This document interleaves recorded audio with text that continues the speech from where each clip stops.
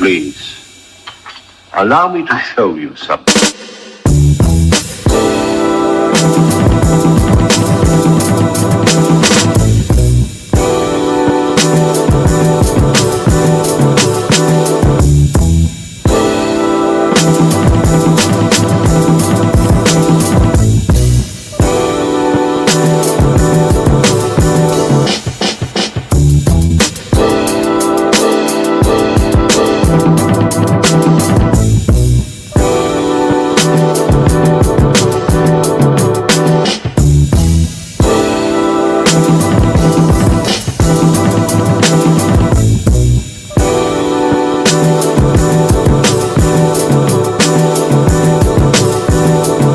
Black, run that shit back, man.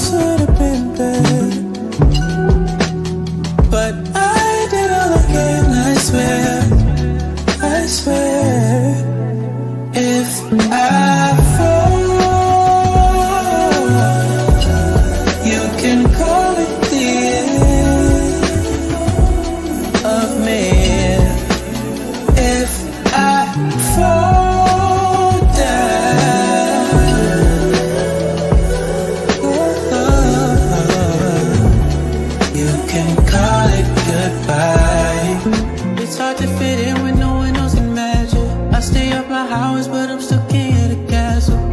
I just play it cool, I like to keep it casual. Grandma calls me handsome, so I know that that's true. It's hard to stay humble when they put you at the front of it all. Gotta learn to hold your tongue, that's why I always mumble when I talk. It's not my fault, I look good when I do what I do.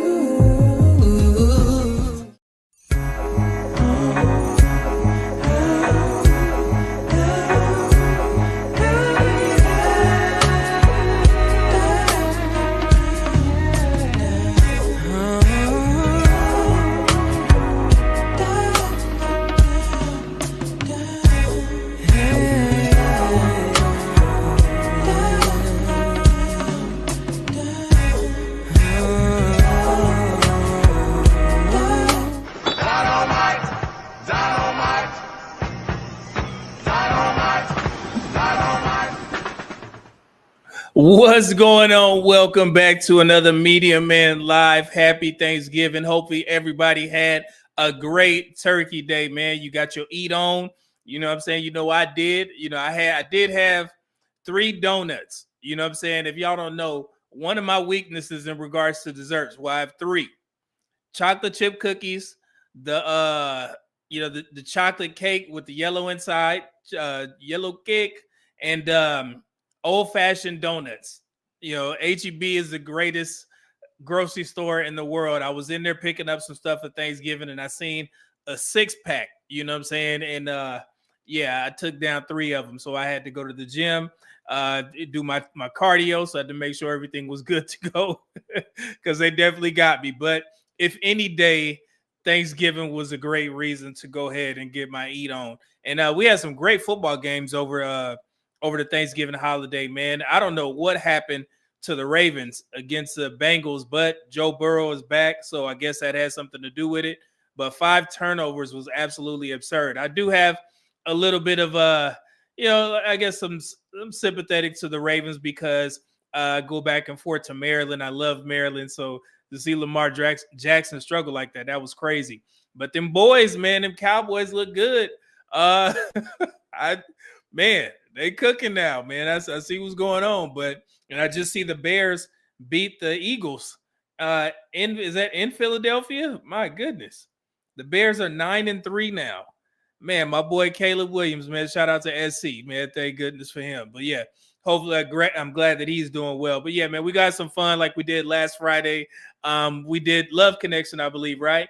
So this time we're gonna go back to Ricki Lake, and man, my God, when you guys hear one of these, this false talking point, you're gonna be like, oh my God, this is where this stuff comes from. So yeah, this is the reason why we're doing these rewind series. And shout out to Talk Show Rewind.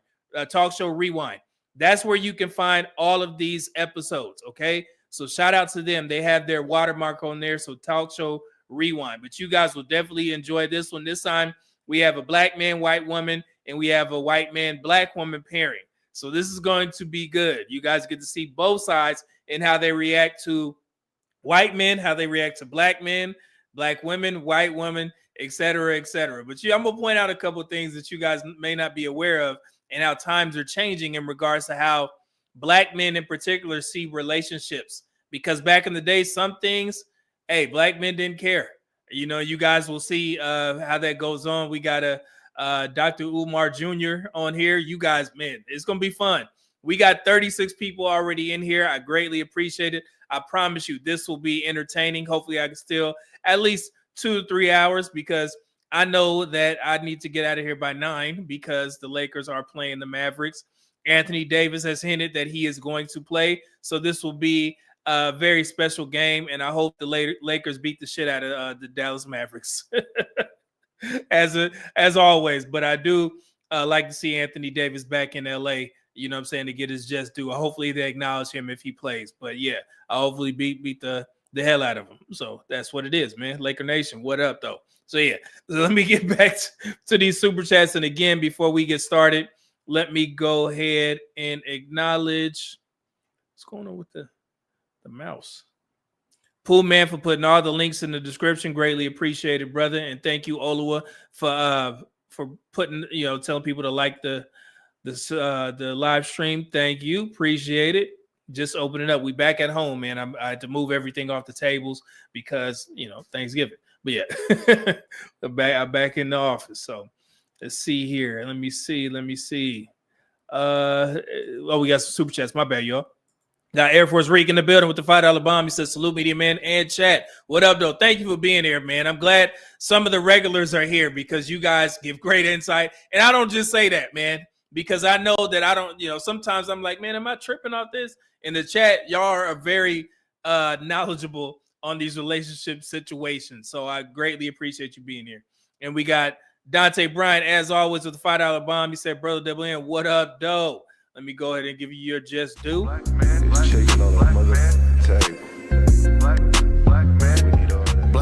trying to make it in society. Sitting on hip because I know they want to rob. Black man shaking on the mother table. Black man, we need all that. Thank you, good brother. Appreciate it. And another bomb, $2 bomb from Dante Bryan said, what we gonna do is go back, way back in the time. Yeah, y'all, man, you may think I put 10 on it, but you're gonna be like, man, I did not know that this narrative was being placed, out into the, the ethos, and nobody checked it about black men. Nobody. So we'll see. Jesus. Air Force Rick, $5 bomb said, media man, just for entertainment purposes, if you can do a reaction to Eliminate episodes. I remember that show. You know what? I was looking on when, of course, we started reviewing these. I started seeing more shows pop up. There was a show called Change of Heart, and it popped up on my timeline. And I remember the game, the rapper, the game, he was actually on Change of Heart. But I do remember Eliminate. That was pretty fun. That was a funny show. I think that was in the maybe late 90s, somewhere around there. Yeah, late 90s or the mid to late 90s. Yeah, that would be real cool. I'm about to find some of those episodes, man. I will. I definitely will. But Eliminate or Change Your Heart had the rapper The Game on there. So, yeah, I got to go check that out. Let me see. Prolific Minds Podcast, cool name. Eliminate and Change Your Heart is the original Pop the Balloons. Yeah, I remember those. It popped up. And I was like, oh, okay. So, yeah, I didn't know y'all be interested in that, man. Okay, we'll check it out. We're going to definitely get back into the love connection. But this one, ever since, they started putting out these Ricki Lake episodes, I felt it was necessary that we review those because it pertains to the historic connotation in regards to the content today, present day, black relationships, interracial dating, so on and so forth. So I think I've been doing a good job of going back to the 1950s, explaining certain things. I think people are starting to grasp how we came to this point. So yeah, so I think it's gonna be good. So let me see here. Hold on. Let's see here. Let me see. Okay, got that. Bing bong. Cool. Okay, we got all the super chats. So man, let's get right into it, brother. Fair use. Ricki Lake. Another one, interracial dating. What is the title of this one? Our interracial relationship shocked everyone. Let's get to it. Let me see here. Where is it? We should be good. Here we go. Interracial relationships have increased in number and visibility, yet they are still not accepted by a lot of people. My guest today will share the heartaches that they have experienced because they have chosen to be with someone of another race. My first guests, Darlene and Terrence, have been dating on and off for 5 years and just got engaged last week. Also joining... I don't know what's going on with brother. Darlene and Terrence, look at her. Us is Melissa. Melissa and Darlene have been best friends for over 12 years, and she thinks Darlene should not be involved with black men. Ooh. Let's welcome them all to the show.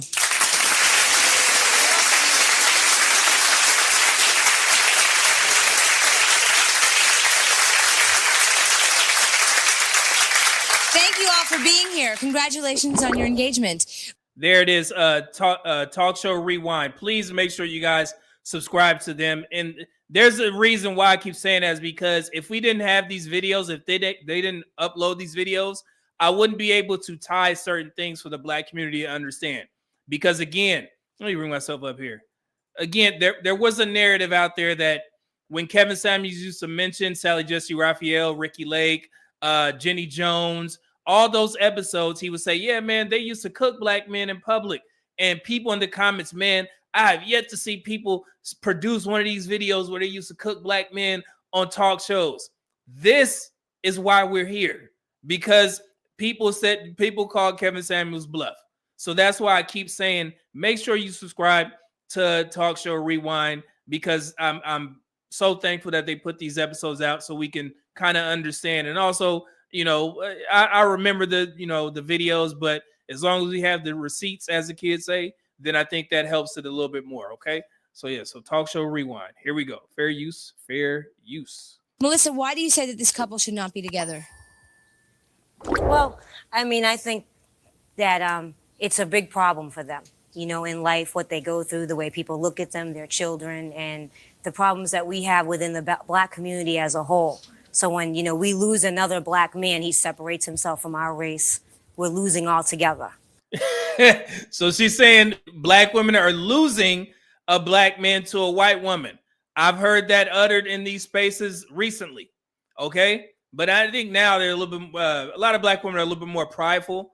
They won't admit to saying that, hey, I think that we're losing a black man. They just say that, you know, we're unbothered. We don't care.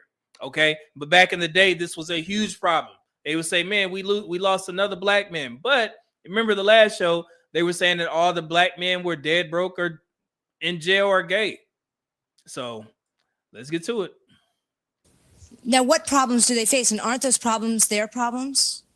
Well, until they have children, and then it becomes their children's problems. And a lot of black men date white women for persona, have a baby, leave, and then she's a white woman stuck trying to raise a black child. And you see that? Now that's a narrative that's been around for a while. Keep in mind, in 1994, the marriage rates for the black community was around 45, about 45%. It was starting to decrease. But this narrative of black men leaving white children was started on these talk shows. And that's why you had that black woman, I think her name was Tiffany Calloway. She wrote a fake article saying that 92% of black men who had children with white women left them. You guys remember I did a couple of videos on that? And that article actually got picked up by the Medium. It got picked up by the Medium, which is a reputable, you know, website that reports on certain things, and they had to retract that article because people were questioning, like, man, there's no sources. She didn't cite anything. She took from books, she plagiarized, and come to find out she just made it up because she was a black misandrist. And this is why, you know, we have these spaces so we can rebut that and debunk it, all this type of stuff. That's where the narratives come from. Okay. So let's get to it. Fair use. it's a hard task for her to accomplish. Do you think that is what Terrence is doing? I don't think I know him well enough to make that statement. I think he loves Darlene, but me and Terrence don't know each other So why that would you well. say that? I know of him through Darlene, but we don't have a friendship. Well, let's ask Terrence. Terrence, are you dating her for her persona? No, I'm dating her because I love her. Shouldn't that be enough? So again, that's I think the go-to, and I think Dr. Umar has perpetuated this lie for a while now. They keep saying that he keeps saying are feeding to black women that the reason why black men date white women is because they want to be as close to whiteness as possible. Y'all heard him every time he gets on somebody's show, he says that. But when you ask black men, they will openly tell you, no, I have yet to meet one black man who is married or dating a white woman say that the reason why I'm dating this white woman is because I want to be as close to white as possible. It's just the most asinine argument ever. But it makes the black community feel comfortable because you can discard that black man as less than. Oh, you want to be white, so we could just remove you from these conversations. That's why Dr. Umar feeds that to black women, because it makes them feel good. And I wish some of our women will wake up, at some point and be like, man, if these black men have never said this, it's not true. Okay? It's never been true. This dude, he ain't even, I don't even think he was even thinking about that. But yeah, let's continue.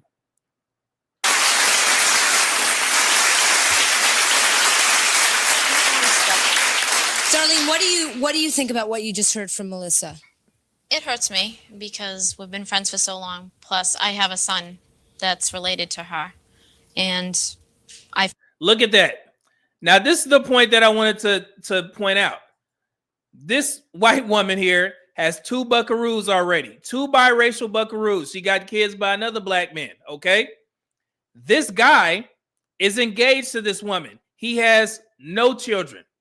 Back in the day, being a stepdad was commonplace. And honestly, I think this is where black women need to understand how black men have evolved. You hear in these spaces over and over again, black men, especially black men with no children, do not want to marry single mothers. But they will sneak in with single mothers because they know that you've been having sex. You got buckaroos running around, okay? So that's where women need to be, very mindful of that when you deal with a man with no children. I say this all the time, but it goes over a lot of women's heads because they think I'm saying that single mothers need to be avoided. No, I'm saying that single mothers should relegate themselves to the dating market of single fathers, are men who already have children. Because you going 9 times out of 10, you're gonna get used for your vagina if you're messing around with these young, no children having dudes. Okay, you're gonna get used up. All right. So make sure you understand what I'm saying specifically. But back in the day, black men had no problem dating a woman or marrying a woman with kids. Y'all see the difference now? Now you can start seeing how black men have evolved in, having dating preferences and being more open and saying, I'm not dealing with this shit. That's why you hear black men on talk shows getting talked bad about, because they're like, no, you can't force me to date a single mother. You absolutely can't. But back then, yeah. So I think that's one of the main reasons why you hear a lot of black women with kids say, I want that 90s love, because the 90s black men would accept a woman with children if they had none. So that may be one of the incentives why they're trying to say, hey, man, we you need to date single mothers. There was one girl, that was in jail. She was on Love Mountain, Pop the Balloon show. And she was like, yeah, I think black men especially need to date and marry single mothers because we need it in our community. No, ma'am. No, ma'am. Okay. Let's continue. Fair use. feel even if I didn't have a black man in my life that I could raise him. So you have a biracial child. I have 2 of them. You have 2. Yes. Do you think bringing them into today's society is potentially dangerous or puts them in a position that they might not feel comfortable? I think no more than any other child out there, whether it be white, black, or biracial. Mm-hmm. Mm-hmm. All right, fair enough. Now, Terrence, why is it that you date white women? I'm attracted to them. I mean... So are you not attracted to Melissa or black women? No, I just couldn't see myself with a black woman. I mean, it's... Hold it. Oh, there it is. You seen it? You see it. Look at her. Look at her. I was waiting for that. Stand up. I just think that I'm a... Hold on, let's go back. It's... Hold it. Look. Hey. I know you didn't. You knew it was coming. Hey, they ready to get to him, ain't it? They are ready to get to him. Look at him. Little pretty thing. Okay. I want to clear... Anybody want to respond to that? I was waiting for that. Stand up. I just think that I'm the result of a biracial couple, and I'm just fine. There's nothing wrong with me. I'm well balanced. Did you have any problems growing up in schools? Did children not identify with you the way you wanted to be identified with? Yes, but that's what made me stronger. Them, tease kids. Kids are cruel. They tease, but that made me real strong. So do you consider yourself one thing or the other? Do you consider yourself biracial, or do you consider white or black? I consider myself both, but I wouldn't be able to walk down in front of white people and them say, "Oh, you're white." I'd be considered black. Okay. So let me ask this question, because I see people wavering on this talking point. When I grew up, I've always been under the impression that the black community accepted the fact that if you have two parents, one is white and one is black. If you have the one drop rule, you guys have heard this before? The one drop rule. If you have one drop of black blood in your system, then that means you're a black person. Now I keep seeing people saying, well, it's different. It's different now. You're not really a black person if you biracial. How do y'all see that? I've always thought that we always went by the one drop rule.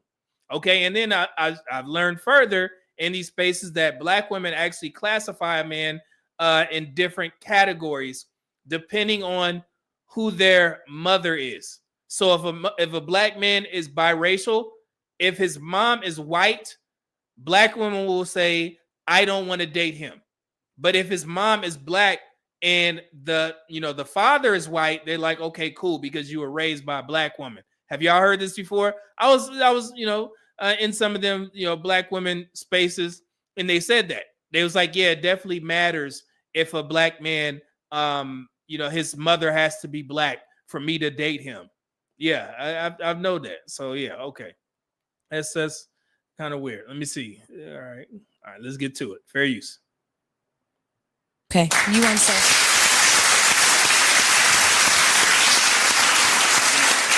Now, first of all, the brother just said something totally derogatory. I told you, black men. Hey, black men. What is this? The boomers? We contributed heavily to these conversations. I mean, I thought it was for love. He said he just wanted white women, and that's terribly tacky, terribly. Because if it's a love thing, I can understand that, but you're looking at a race or color of skin. My question to you is, what makes a black woman less appealing than a white woman? I mean, you just said if you love. So he didn't say that. Don't hear what he didn't say. He simply said, I love this woman. And he said, I just couldn't see myself with a black woman. Why do they always put words in these black men's mouths? Pause. Why? Every time this conversation comes up, this is crazy. This woman over here. Ooh, look at Jean. Look at old Jean. Jean's shirt.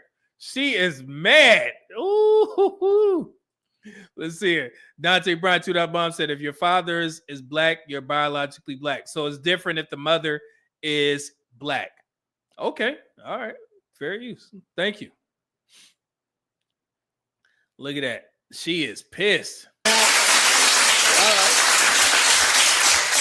To answer your question, I didn't say black women were less appealing. What I said was I am attracted to white women. Yeah, doesn't he have? Isn't that his prerogative? Who he's attracted to? Yes.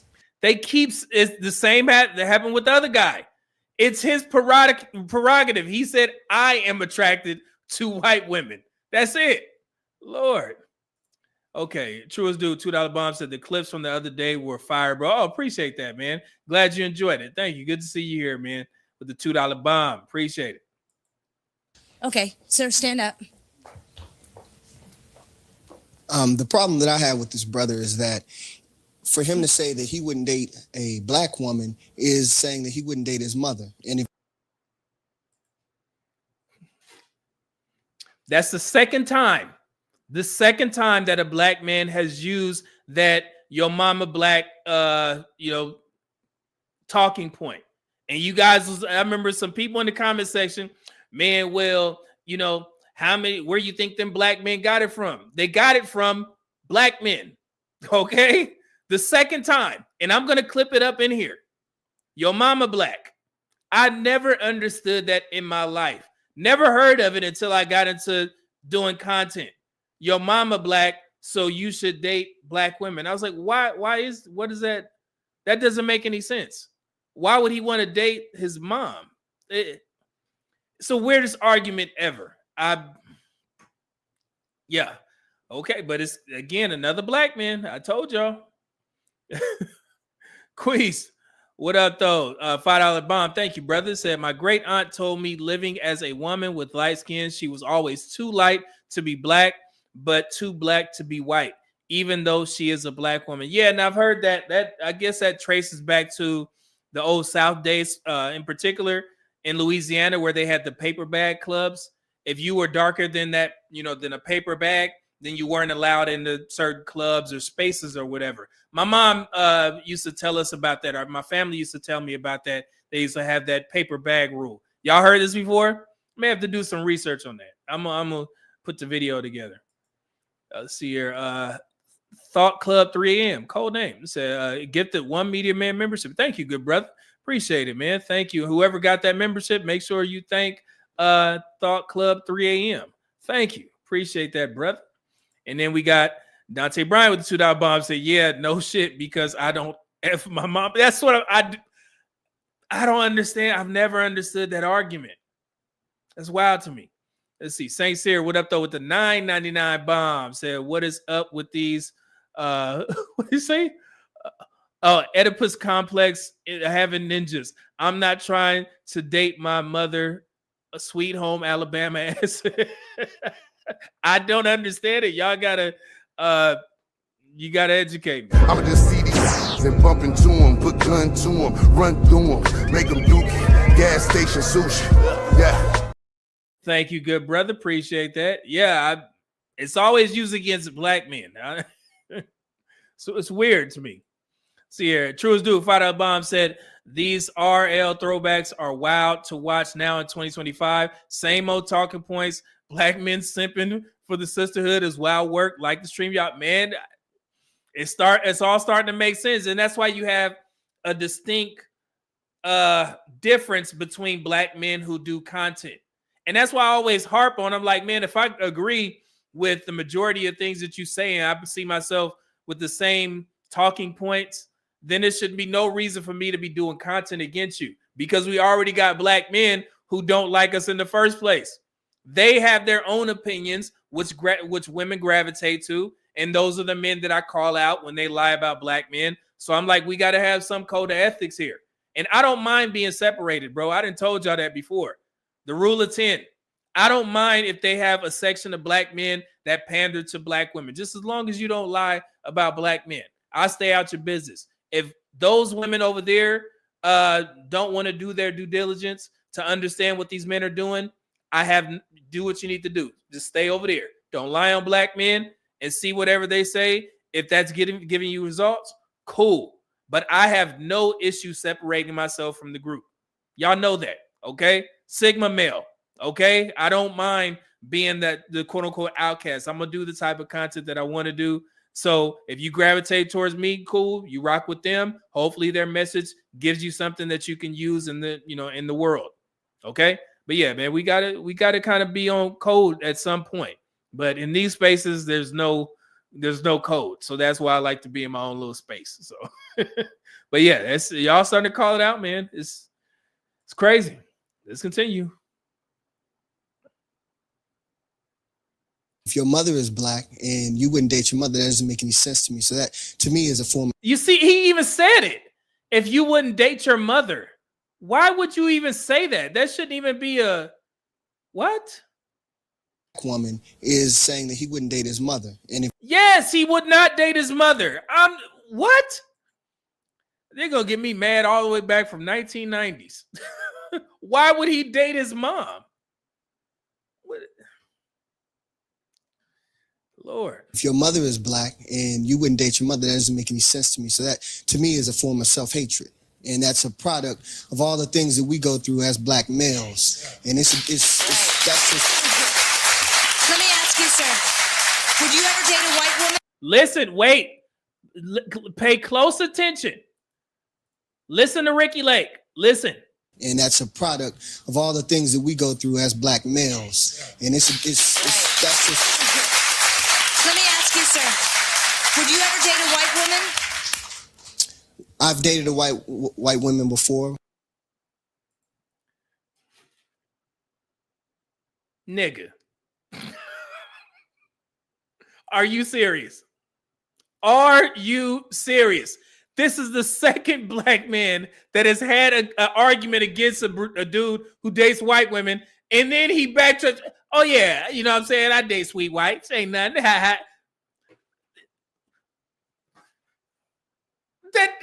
you didn't win. What? Are you serious? My God. Okay. Right now, I see myself as needing to be with black women because I think it's important for our race in terms of trying to pull the black family, the black community together and build a nation. That's the only way we can do it, is coming together. Man, that's great. I see your chat, Dante Bright. I don't have nemesis, man. He's a wild boy. But yeah, it's the same thing. But wonder if black women will accept that. If they accept a guy who dates white women, but like, nah, man, I'm for the sisters. I don't think so. I don't think so at all. Olu, are you in the building? Like, he was like, it sounds good, but this is the second black man that has said, I love black women. You wrong. You don't date your mama, but I date white women too, girl. You know? Jesus. And see, that's what I say. It's like Darlene has two black children, and she is willing to be cultured and raise her children. And there are times where she'll call me up and she'll say, I'm going through this, and can you explain this to me? But it's like, unfortunately, she has these black children, and their black fathers are not there for them to help her raise them. Mm-hmm. So when her child comes home to her and says, "Mommy, I was just called." Yeah, and this is a bum little white chick, a bum chick. The types of dude that she picks. She got two buckaroos, biracial buckaroos with dudes who run around in the streets. That's a bum white woman, but this black man is willing to accept her, engage to her. That's nuts to me. My God, step your standards up, man. You see, Queese, $2 bomb said this is literally the SNL skit of interracial couples. Yeah, I seen that. You know what I'm saying? Or don't be a menace. Excuse me, can you tap that white woman for me? Jesus. She can't say to him, "Well, I understand how you feel," because that would be patronizing him. She can say, "I understand you're in pain," but she's never gone through that. Whatever stigma she brings upon herself is because she's chose to date Terrence. But she's not growing up black in America and going through that whole cycle of what it feels like to be looked at funny. I understand. I understand what you're saying. Okay. Now, Darlene, can I just ask, how has your father treated you? He hasn't spoken to me in 8 years. In 8 years? He hasn't spoken to me simply because of the men that you date? Yes. All right. And this is another example that I want to point out for black men. Again, I see the interracial marriages, they are increasing. You guys have seen black men's marriage rates are projected to increase. And a lot of that is because interracial marriages. It is no longer true that black men have the highest divorce rates when they marry out. That was back in the day when they did that old ass study from the 70s and 80s. Now, no, black men are thriving in interracial marriages. However, don't forget that your ass still black. And a white woman's parents would prefer her to be with a white man. But that doesn't take away from you being a good man. So if they are, logical people and they understand that you are doing what you need to do, then they need to push all that shit to the side. But don't ever forget, okay? Just like you would feel pissed, you'd be pissed off at first if you found out that your black son, back in the day, black men would have been pissed off if their black son was marrying a white woman. I don't think that's true today. But I think you guys would be more pissed off if your black daughter would be dealing with the white man. But at some point, you got to be like, shit. If it's a good man, she love him. It is what it is. But don't ever forget that you're a black man, okay? And that's a white woman, all right? So, yeah, let's continue. I got pregnant when I was 16, and that. See, it's a bum little chick. She got pregnant when she was 16. She was one of them teenage pregnancies. He's Italian. He just did not approve whatsoever. Okay. That reminds me of that scene on Jungle Fever when she came back to her pop's house and the pops went to work on her, put them hands on her, hands, paws, feet, belts, everything. N-word. The problem we have here is that Black people alone have, racism amongst themselves. And he wouldn't be thinking this himself, and she wouldn't be saying that because obviously somebody in her family was telling her, well, stay in your own, stay in your own mix. If you love That's not her, even you stay true. with her. You're gonna have problems, but if you love her, you stay with her. And what he's saying is true. If you actually read that, that historical vintage data study that black women continuously push, black women and white men have the least divorces, Brader and King study, it actually points that out. When you marry interracially, they cite the reasons that some of the relationships don't work is because of all of the societal stigmas that go on. Because they're judged heavily because they're white and black couple. But again, the reason why they cited that is because it was from years ago, decades ago, and that was when interracial marriage and dating wasn't as accepted as it is in present day. All right. So that's why they cited it in that article, and that article is useful for vintage data. However, when you push the data forward and you see the most new information where black men have increased their interracial marriage rates, it is no longer true that black men have the lowest divorce rates when married to white women. Black men, what is true is that black men have the lowest divorce rates among all race and gender, or all black men have the highest divorce rates, Black men have the highest divorce rates among all men. And it's because black women have the highest divorce rates of among all races and genders. So if you put all of the major racial groups into one pot, two Asians, men, women, white men, white women, Hispanic men, Hispanic women, black men, black women. So I've never understood the argument that black women use. They'll say, black men have the highest divorce rates among men. How are you laughing when you have the highest divorce rates among all races and genders? And you're the only group that has a higher divorce rate than marriage rates for the year 2018 and 2021. So you guys have no right to be trying to shame black men for having the highest divorce rates when you lead all categories, whether male or female. I've never understood that. You laughing at us from down there. That's crazy. Okay? And the reason why black men have the highest divorce rates among men is because we're married to the group that has the highest divorce rates and who files for divorce at the highest rates. Okay? So that's why. And I've done a video about this, and I'm going to clip it up just so I can remind the black community. If you ever hear a black woman trying to shame black men for having the highest divorce rates among men, swiftly remind them that you guys have the highest divorce rates among men and women. Okay? So I would advise the black women who hate black men, just shut up about that talking point, because you have no equity, no right to even bring that up at all. Okay? Man, that is the craziest thing. How are you going to say you not in a better position? See it. Dante Bryant, $5 bomb said, nah, that's not true, meaty man. Mama would lose her dang mind of if I brought a white woman home. She's a little more accepting of other ethnic women, though. Yeah, and it's, in some case, I was talking about not the moms. I'm talking about the dads. I think black dads will be more understanding these days if a black man brought home a white woman. But I don't think dads will be too understanding if their black daughter brought home a white man. You know what I'm saying? Hey, they would get around to it. I mean, black men aren't barbaric. We are an accepting people. But yeah, I think it would kind of hurt a little bit more if his daughter, actually brought home a white man. But like I said, black fathers, I think they kind of understand now.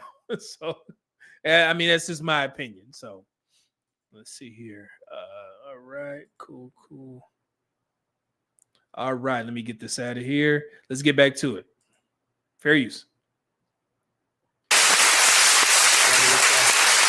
family is the most open people in the world. How do you feel, Darlene, about not being daddy's little girl anymore? At first, it devastated me. I was very closer to my father than I was to my mother. He made me believe that things were a bed of roses where I grew up. I mean, I had everything that I wanted handed to me on a silver platter. And she had everything she wanted, but yet she still got pregnant at 16 years old.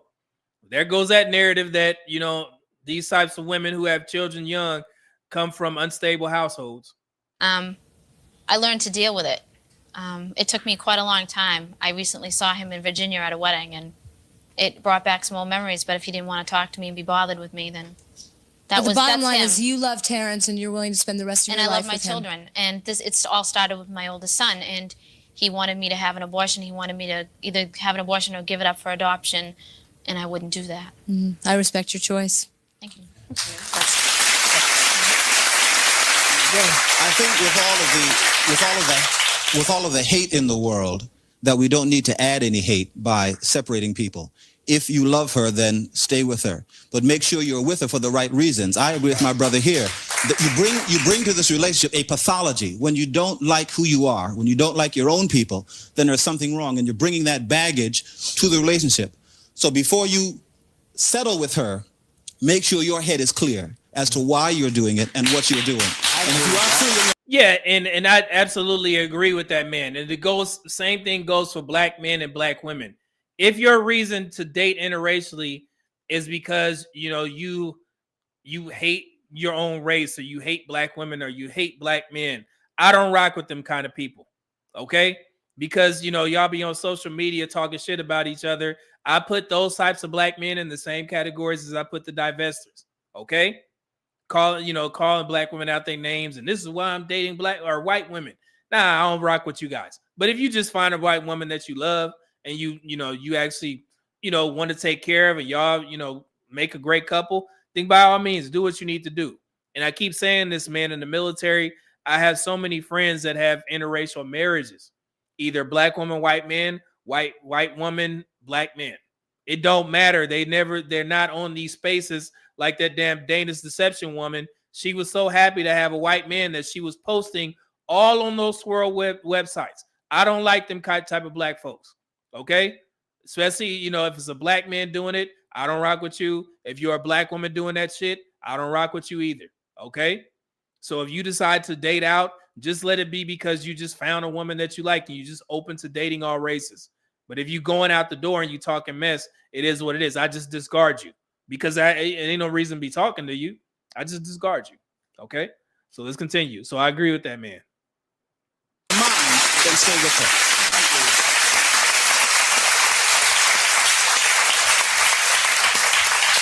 Stand up. I have two comments, actually. The first one that I'd like to make is that it's really a sad commentary about today's society that we even have to have a forum to discuss this. He's right. There it is again. And they just did that to Mario, the singer. He was just on, I think he did an interview with the Shade Room, and they were quizzing him about his love for his white woman or Hispanic woman, whatever she is. I'm like, bro, why are you even there discussing this shit? That's one thing that I wish black men would adopt. Stop discussing your relationships.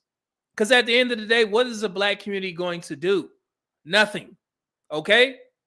And especially if you're not one of these black men that's talking mess, even the black men who talk shit about black women on their way out, what are they going to do? Or what? I've said that all the time. If you, hey, you could date whoever you want. Just don't talk mess about black women. Or what? What are you guys going to do?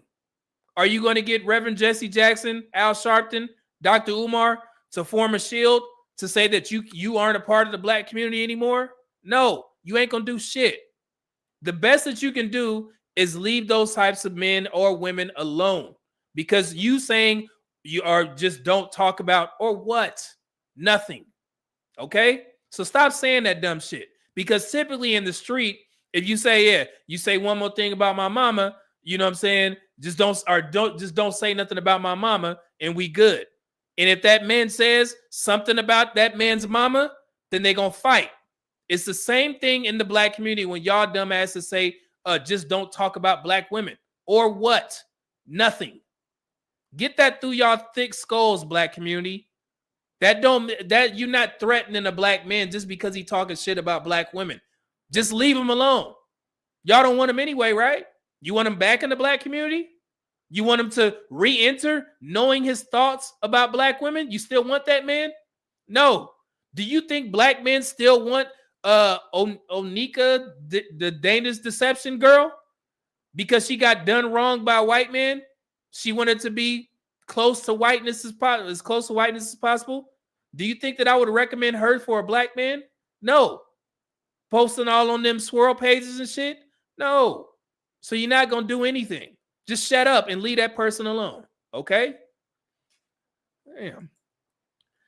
Dante Bryant, $2 bomb, said he pitied her so much he left her. Yeah, it's like, man, and then, you know, people in the comments, you know, if you was with a black man, you wouldn't have done that. She don't want a black man. Her sister got a white dude, look just like the Dana's Deception guy, just a little bit shorter. She want a white man. So stop, black men, stop getting under these women's comments trying to, you know, shoot your shot or put your bid in. You know, you still pretty, sister. I wouldn't have did that to. That's the worst shit ever. I get sick to my stomach when I see black men under black women's comments saying that. A black woman that's telling her story about how she was done wrong by a white man. And y'all asses under her comments, oh, man, you still look good, though. You know, I wouldn't do that to you. Yuck. I hate it. Dante Bryant, $2 bomb. So thank you, sir. Keep your private business private. Yeah, man, stop talking about this shit. You know, Mario, you ain't got to explain shit to the black community. Okay? You got a buckaroo on the way. The last thing you need to be worried about is black women's opinions on your relationship. What's wrong with y'all? You ain't gonna say shit. Let's continue. I mean, that really hurts me. That's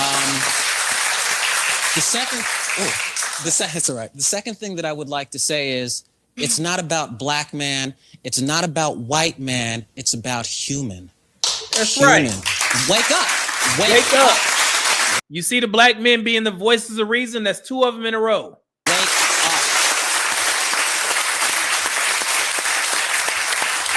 I agree with what you said. Darlene, do you want an opportunity to, what would you say to your father right now if he's watching? That I think he's missing out on two wonderful children, that I'm not that little girl that was a spoiled rotten witch long ago, and that without him, I'm still around. Making it. I'm making it. That's right. And I didn't, you know, without the two babies' fathers, I've done just fine. Well, two baby fathers. This is a little bum white chick. Oh, you make a very handsome couple. Thank you. All right. Next, a couple who just came out to the family members about their interracial relationship when we come back. Now, this part right here, I want, you know, we got Ola in here, and I'm not sure if there are any other black women in the chat, but I want your thoughts on this. And Ola, you don't have to send in the super chat for this, or any of the black women that are in the comment section. This next situation is going to be a black woman dating a white man, and he was actually hiding her from his family. Would you be okay with that dynamic, just to be with a white guy? Well, I mean, you know what I'm saying, but let me show you. Here we go. Don't go away.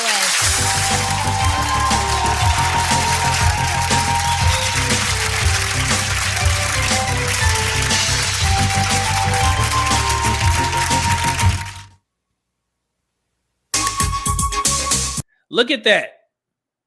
1 in 50 marriages in the United States are interracial, and that was in 1994. I just showed you guys that of married black men. Hold on, I want to get this correct because I just actually put this in a prompt. Hold on, I want to do the differences. Hold on, where is that? Give me a second. I want to put this into perspective now. 12 point, was it 5? Yeah. Okay, so back in the day, 1994, 1995, 1 in 50 marriages in the United States were interracial. Black men today, 1 in 4.5 married black men is married to a non-black woman. You see the difference? You see how common it is? And that's why I keep telling the black community that you point to the fact that only 36% of black men are married. And I'm telling you that 21% out of that 36% are married to non-black women. That's a huge climb from 1 in 50 to 1 in 4.5. And that's among marriages. Among all black men, whether married or not, 1 in 12.5 black men are married to a non-black woman. So that's why I keep telling people from the 1990s to present day, black men's interracial marriage rate has increased significantly. All right, keep that in mind. All right, let's continue.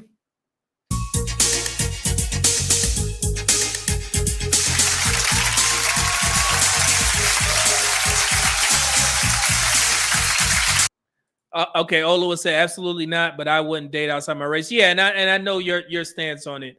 But yeah, I always like to, I want to understand. You see, here we go. Some people hide the fact they're in an interracial relationship. Meet Trina and Ernest. They have been dating for 8 months and are considering There's a pretty black woman. Goodness, little self. Marriage. Trina has dated both black and white men, but Ernest has not had a black girlfriend before. Ernest has been afraid to introduce Trina to his family because he knows they will not accept her. You see that? He understands and he knows that his family is racist. They're racist, but she's still rocking with him. His love is strong. I mean, I don't know, but he's literally hiding her from his family because but I mean, how could that even work? Like, I don't know. All right, fair use. In just a few moments, we will speak to Ernest's brother, Mike, who just found out that Trina is black and he is not happy about it. But first, well, let's welcome them to the show.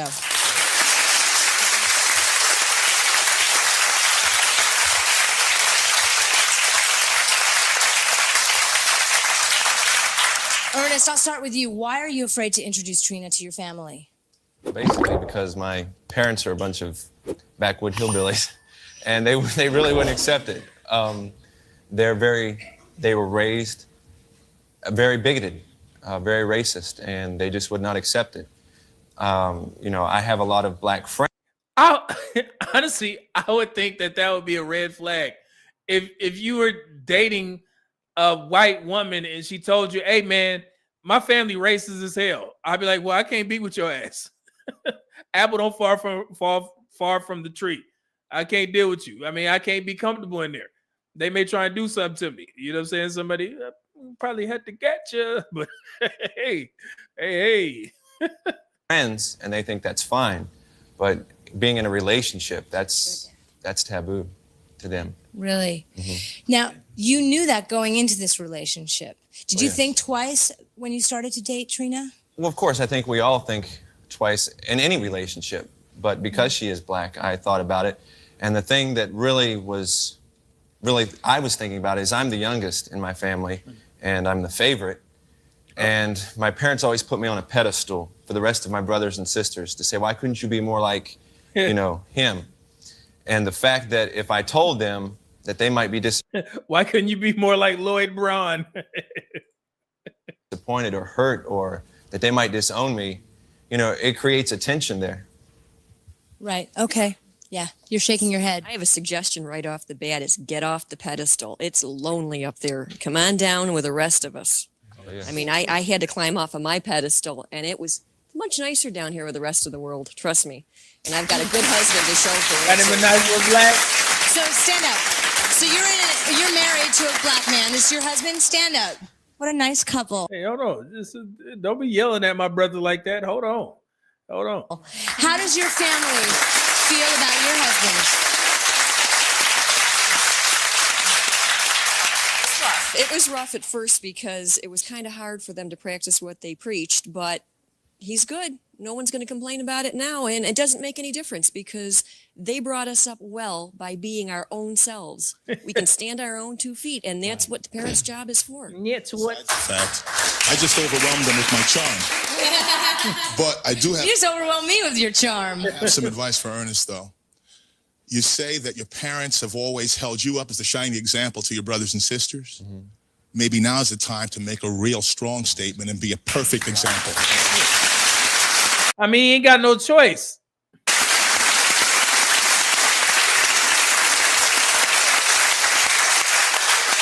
My question goes to Terrence. Do you love her children as your own? Do you treat them, like they were your own? Most definitely. Yes. Most definitely. Do they know you as the father? Are you the father figure in their life? That's great. That is. You see that? That's great. I'm glad they know you as the father because this mid-white woman made bad decisions with two dudes and had two buckaroos, one when she was 16. That's great that you're a stepfather. Great. All right. Well, Ernest, we have your brother Mike on the phone. Mike, are you there? Yes, ma'am. So you just found out recently that his girlfriend, serious girlfriend, is black. How do you feel about that? I am very angry about it. We are not raised like that. We were not brought up like that. We were not raised like that. We were not brought up like that to be messing with one of these. I don't condone it and I don't approve of it. I don't approve. Yes, but isn't that his personal decision? What does it have to do with you at all? Well, see, that reflects on the family as a whole. And when someone goes out and decides to do something like that, it has an adverse effect on everyone. Trina, does it bother you that Ernest has not told his family about you? I would like them to know. I would rather that he does tell them sooner than later. Why does this woman look familiar? However, She as look far as like the reaction, somebody we know now. Does she? Am I tripping? Don't she look like somebody like that's in the public eye today? Oh, who is this woman? She looks very familiar to me. I don't know why. All right. and I'm really not concerned. You don't care. It is none of their concern, really.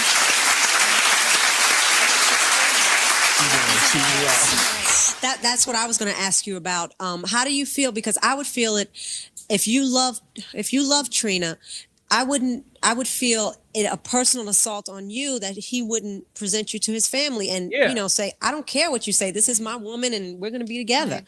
That's what I'm saying. Like, man, you should have been said something. Just like to know how you felt. Did you feel that it was personal or? It hurts.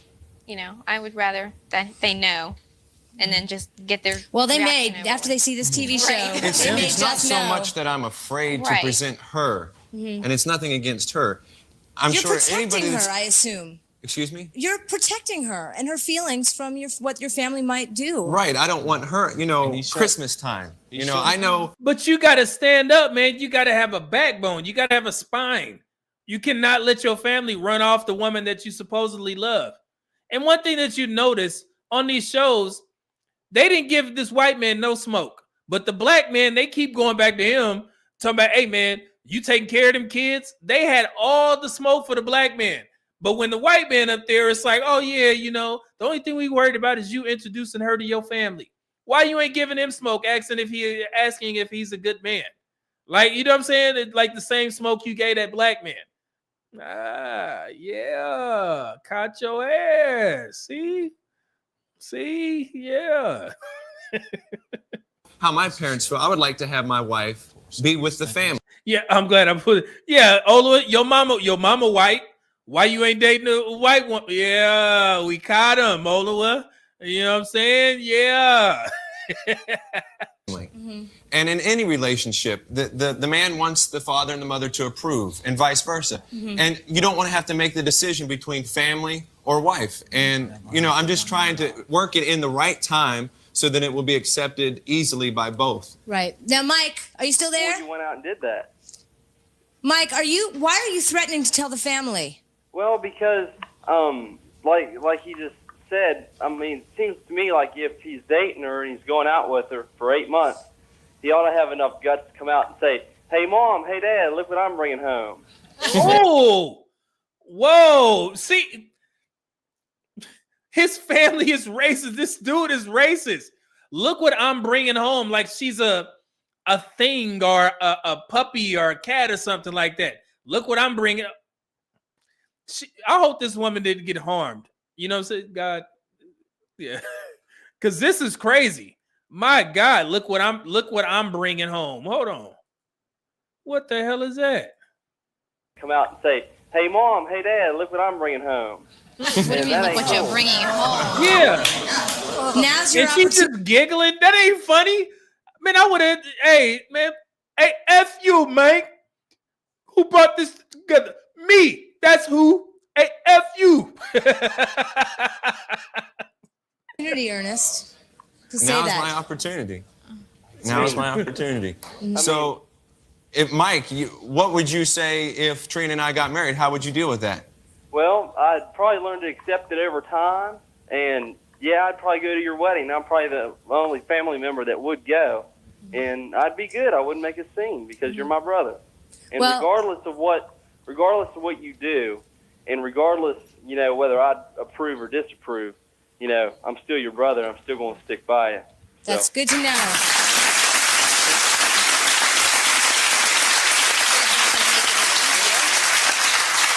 Do you have a surprise for your brother? Uh-oh. Yeah, Mike. Hey. I just wanted to show you and everybody else There she go. that I'm very serious about Trina and that I love her very much. Okay, goodness. She's so pretty. Goodness.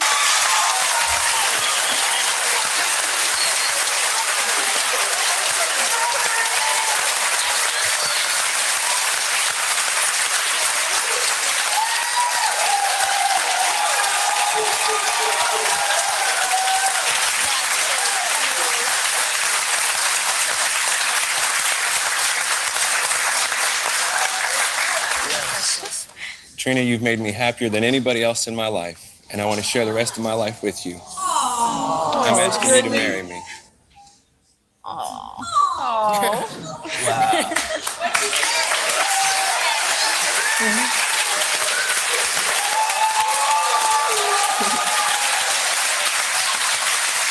Now, you see black women who think that this doesn't happen. That's why I always point out the 0.5%. 0.5% of white men are married to black women. And that was from 2015.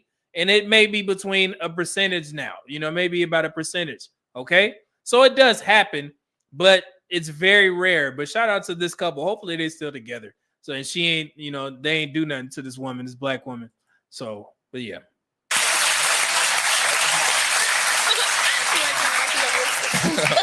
Mike. Yeah. I hate to tell you this, but there was a standing ovation in this stage here. Yeah, I have something to tell Trina. Trina, don't wash your hands with that ring on. It'll probably turn your hand green. Oh, hey. He's still joking. Man, I got the swing on this white man. But are you genuinely happy for him, Mike? I don't know. I have really strong feelings that it's still wrong. And yes, I met Trina. She's a very nice person. I don't have anything against her at all. But I just have, as far as interracial marriages go, that's a big problem with me. Yeah. Mm-hmm. This dude, and like I said, man, the husband, he put himself in this situation. His brother don't like this shit at all, and he gonna be mean to Trina. And I'm about to find. I want to see what happened because this seems like a bad situation. So I don't like this. All right. They might have a hard road ahead of them, but they love each other and they'll road. make it. All right, great. When we come back, we'll meet interracial couples whose family members were too embarrassed to be seen on this show with them. We'll be right back after this. We got more.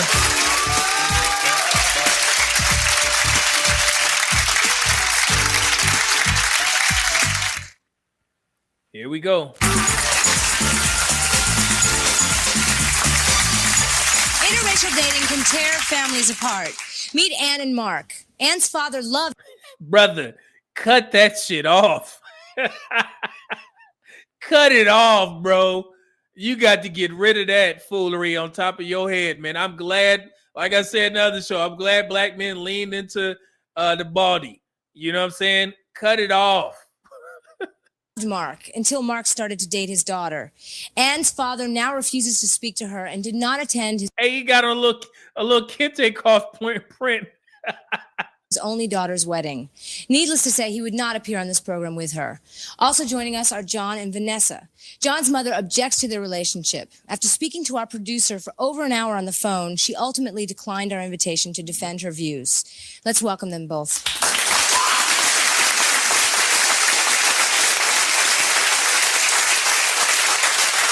John, did it surprise you that your mom decided not to come today? Absolutely. What is her problem with your relationship? Well, she thinks Vanessa's black, so she. Did he say she thinks Vanessa's whack? Wait. Well, she thinks Vanessa's black. Is Vanessa black? She looked black. So she feels that Vanessa's trying to better herself by being with me. Is that true, Vanessa? She has her own opinions about whatever, she thinks. I mean, I know who I am. But has she met you? Oh, yeah, she's met me. We went there earlier this year in January for the first time I met her. And, previously I had dated him off and on since, August. And from the moment I walked in the door, she, had a total attitude against me. But how, man,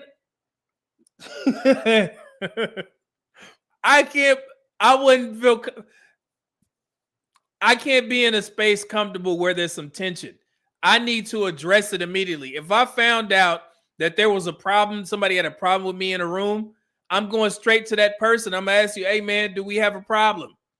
Because I'm not going to sit there and allow somebody's family to side-eye me or talk mess about me. Nah, man, we got to get this shit dealt with right now.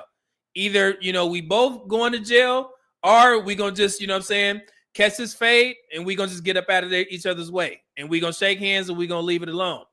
Because I'm not going to step into somebody's space, and you got a problem with me, and you acting like it ain't a problem. No, let's see if it's a problem and where we want to take it. I can't deal with that. So I don't understand how these women are able to move in spaces, understanding that these people are racist, but they're like, you know what? I'm going to still stick beside them. That's wild to me. And if that was a black man with the same thing, I wouldn't know how to I don't know how to understand it. We got to settle this right now. Ain't none of that. Because I'm not going to be comfortable. I'm not going to feel comfortable being around your ass knowing that you have a secret problem with me. Let's talk about it. Let's get to it. Okay? Yeah, I'm not going to feel comfortable, man. That's crazy. HVAC man, $5 super chat said, man, come home, black man. I just got mine cut down into a nice fit. Yeah, man. Let it go, HVAC man. Yo. All right, let's get to it. Here we go. Fair use. And, the fact is, even if I was all black, who cares? My mother is white. She's English. Okay. My father is Colombian. He just happens to be, black skin, but he's not your, Afro-American, whatever. But Afro-American, that's still considered black. So I don't know, man. Dante Bryan, $2 bomb said, media man, oh no, we got to get out. Yeah, man. That's just a man thing.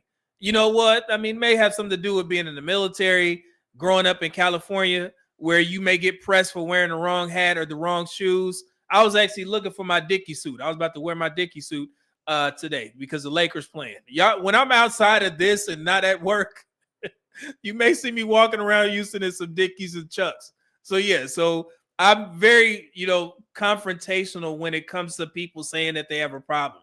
I've done that multiple times in the video. And I know in social media, everybody likes to make it seem like they tough. It's not about being tough. I just want to feel comfortable. Okay. But it does help, if you know how to, protect yourself. But I don't care who it is. If I walk into a room and somebody tells me, whispers in my ear, hey man, this dude say he got a problem with you. Oh, which one? And I'm going to just walk my happy ass over there. I'm asking, hey man, we got a problem? What problem we got? And it's that direct, because typically when you do that, I don't think people are prepared for that, because a lot of people ain't willing to do that. But nah, I've always been raised to confront this shit head on. We got to get down. It is what it is. Are we going to settle this shit? Whatever problem that you think you had, hey, it is what it is. That shit happened to me in Korea. And my friend can attest to this situation. The dude lied on me, and some little chick that he was saying, the guy wanted to get with a woman. Think about this, guys. He wanted to get with a woman. The girl didn't like him. She liked me. So the guy went back to her and said, hey, Sergeant, Will said this about you, was talking about, yeah, man, I can't wait to hit that thing or some shit. I don't even talk like that. So the girl, during a party in our quad in Korea, she comes up to me, let me talk to you for a second. And I'm like, man, I don't even really know this girl like that. So we went into my room. She was like, yeah, somebody told me that you said this. And she said that. And I was like, who? And I kept asking her who, sounded like an owl. Who? because you kept going on trying to get loud with me. I was like, calm down. I didn't say that shit, but who told you that? And she told me, dude was in our quad. I went directly to him and I said, hey, man, why are you telling this girl that I said this about her? Do we have a problem? He's like, oh, no, man. Somebody, they said that you said it. And I was like, oh, no, I think she cool. I'm like, man, don't be saying shit. You know what I'm saying? I was like, bro, you got to raise up out of here. And the dude left. And she was looking at me like, man, I didn't think he was going to go say something. No. And like I said, man, bro, if you're going to be a confrontational type of guy, you got to be prepared that you may get your ass whooped. Let me just say that right now. Okay? But that's not the point. You're going to take a loss. But your pride, you ain't going to never get that shit back. So don't ever let a man walk into a room and you think he have a problem with you. Be prepared to whoop his ass or get your ass whooped. I don't give a I was finna cuss because this is about to piss me off because I see too many guys running away from confrontation. That's the business of fighting. Get used to it. If you're in the military and you take combatives, I told you I done got folded up many times when I was on my way to becoming a master combatives trader, being trained by the Army. Got folded up multiple times by 150-pound dudes. Okay? Because you take them for granted, thinking that they don't know shit. Next thing you know, you waking up, a couple seconds later. Like, what happened? So this is to all the young men in the chat. Be prepared to get your ass whooped or whoop some ass. But one thing you will not do is shy away from confrontation when a man or anybody has a problem with you. Go to that person directly. Your pride, man. You got to have some pride, some dignity, because that shit gonna come in handy when you marry. Don't ever let a man or woman talk shit about your wife. Protect. And if that involves getting your ass whooped, so be it. Get back in the gym and learn how to throw a proper right. You know what I'm saying? A jab or some shit. Go to, take some classes, some courses or some shit. But you will protect your wife. You will protect yourself. And you will protect your namesake. Don't ever let a man talk shit about you or walk around like he got a problem. No, you don't do that shit. Okay? All right. Remember that. Young men are specifically talking to y'all. People talking about going to get the, the weapon and shit like that. Nah, bro. Sometimes you got to use these. All right? You got to get down. It is what it is. So we got to stop this shit, man. Sometimes, violence ain't the answer until it's the answer. Remember that shit. I'm not telling you to be a violent person, but sometimes people don't understand reasoning. And you got to make sure they understand reasoning physically, the hard way. It is what it is. You can't be running from everything, man. All right? Let me get these super chats. I didn't mean to turn this into a lecture, but damn, yeah, that type of shit pissed me off. I'm not going to feel uncomfortable in somebody's space at all. HVAC man, $2 super chat said, nah, we got to hit the spar match. Ain't no way.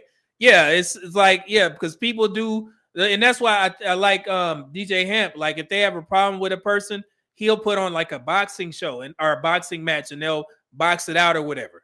You know what I'm saying? But at these meetups and stuff, you didn't rumble with somebody on a panel show and then y'all seeing each other in public. It's like, oh, nah, that's just internet talk. Ain't no damn internet talk. I see you right now. You need to tell everybody in this crowd that you was just playing and you going to just back down and I ain't going to hear nothing about this on nobody else's show. If you're not willing to do that, then we got to get down. It is what it is. And I don't want to hear nothing calling about the cops. We got to get down. All right? That's it is. Sometimes you got to handle shit like a man and take care of it.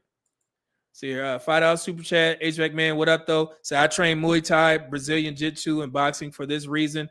I have began to welcome confrontation. Yeah, and like I said, man, it's just standing your ground. Like everything can't be solved with words and reasoning. That's just the thing. You're going to get pressed. And I tell you, in LA, you learn that the hard way, man. So it's tough. So let's see here. All right, got all the super chats. Let's get back to it. Fair use, fair use.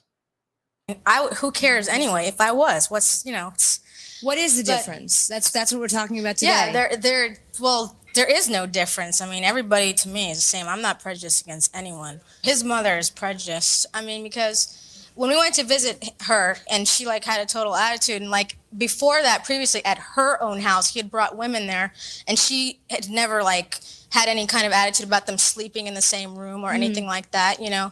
And then as soon as I came there, it was like instantly, you know, like, you know, oh, I don't want her in this house, you're not sleeping together and Bottom everything. line, John, Vanessa makes you happy and you love her. Absolutely. But that's not enough, and that's what I'm talking about, man. How can she feel comfortable in that environment?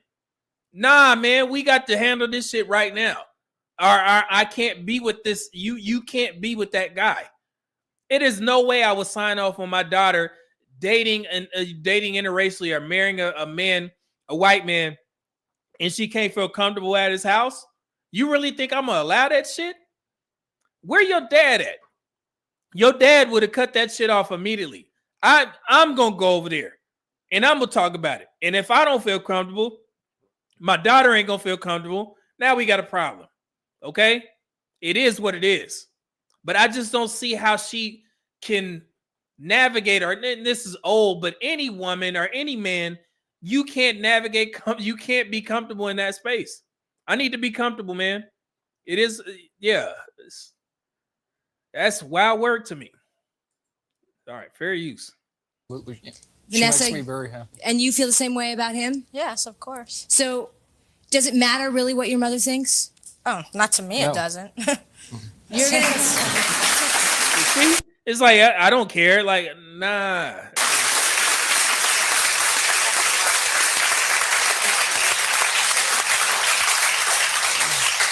Now watch this. Listen. The main problem I have is everyone here is looking at it like it's a question of love and it's a question of what makes people different. Actually, it takes a lot more than just pigmentation, which separates the races. In fact, there have been major studies on it. No one talks about the survival of the black race. In the 1990s, the black male is an endangered species. 1 out of every 3 black men are either in jail, on drugs, or gay.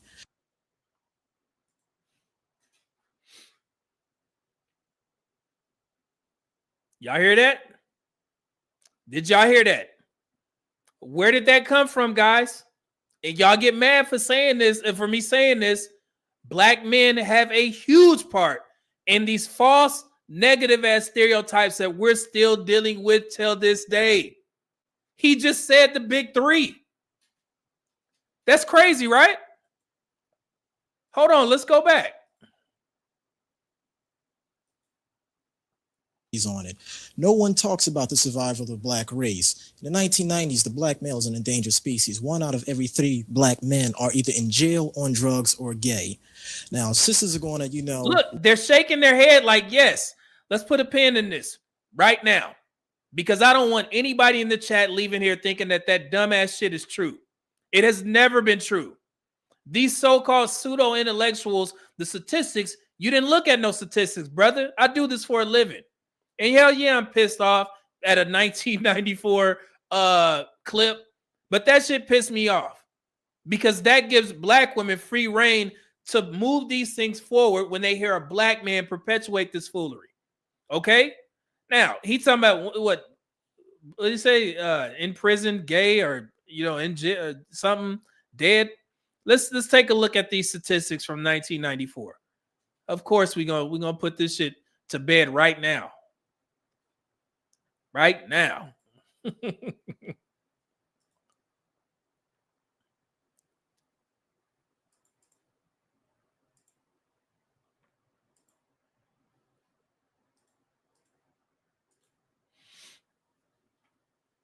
All right, let's start here. The claim: 1 in 3 black men are in jail, on drugs, or gay. This was a popular talking point in the 1990s, especially on talk shows like Ricki Lake, Sally Jesse Raphael, and others. Okay?